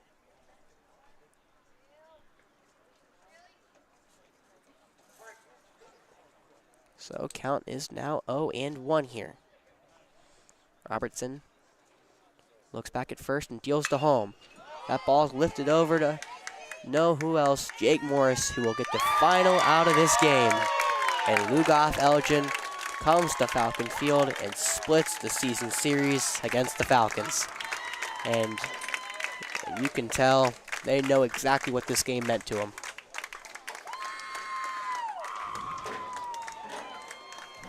All right. All right, well, that's it for this one. We will have, so I think I'm pretty sure we play Ridgeview next week. And then there's another game at Irmo that needs to be concluded. We're leading 2-0 in the top of the first. I'll probably play next week sometime, right? Yeah, I can't remember if it's going to be Tuesday or Thursday at home. Okay. Actually, since I have Game Changer here, I might as well look at it. All right, so versus Tuesday's going to be at home, which I guess depends on what happens with lacrosse. So, we play home on Saturday for lacrosse, boys lacrosse against Hilton Head, and that'd be Saturday at 12. And then if we win that, we might play on Tuesday at Christchurch. Oh, boy. Yeah. If that's the case, then probably won't be able to stream baseball. I have to think about that. Like how to get this set up. I'm going to be up at Christchurch, but if we're up there. I will not be making the trip to Christchurch. Yeah. No. And if he wants to help, I will gladly come set this all up. Yeah. We'll see. I mean, there are some completely up to you that I can it's completely I can get to set it up. And, I don't know. We'll see. But at any rate, yeah. Thanks for watching, and we'll see you on Saturday. Thanks for joining me, Alex. Thanks for having me as always. Yeah. Sure. So maybe more baseball on Tuesday, and then we're coming up on playoffs. Playoffs are going to be a lot of fun. Should be. Have a good team. We'll see how far we can go. Yeah. Okay. That's it. All right. 12-4. Oh. I don't know what to do after a loss. It's not. If you want me to end it, not the best way to end a homestand. A lot of expectation, but long season left. A lot of baseball left. Just because of one loss, we didn't have our A game. Yeah. Six errors, 9 hits. Our mound game wasn't there. Obviously, Davis Rivers had to go out early. Just didn't have his best stuff tonight. I mean, on the field, we were basically booting balls left and right, letting balls get past us. It wasn't our game. Yeah. So, obviously, not the outcome we wanted, but still a very promising team, a very promising future. And again, as I said, if we're good enough, we will see them again. Yeah. With our A game, we beat them on their home diamond. So all the games that matter are ahead of us. Exactly. So and there's a decent chance that we'll see them in the upper state finals or lower state whatever. Yeah. I think we're lower state now. So, again, it's not even close to being over. I mean, again, Huff lost, kind of let that game get away from us late, and they kind of just attacked us late. I mean, they scored 6 runs in the last 2 innings. Kudos to them. They had a great game. Don't get me wrong. So we are a better team than what we showed tonight. Okay. All right. So. Awesome. All right. We'll see you all later. So, yeah.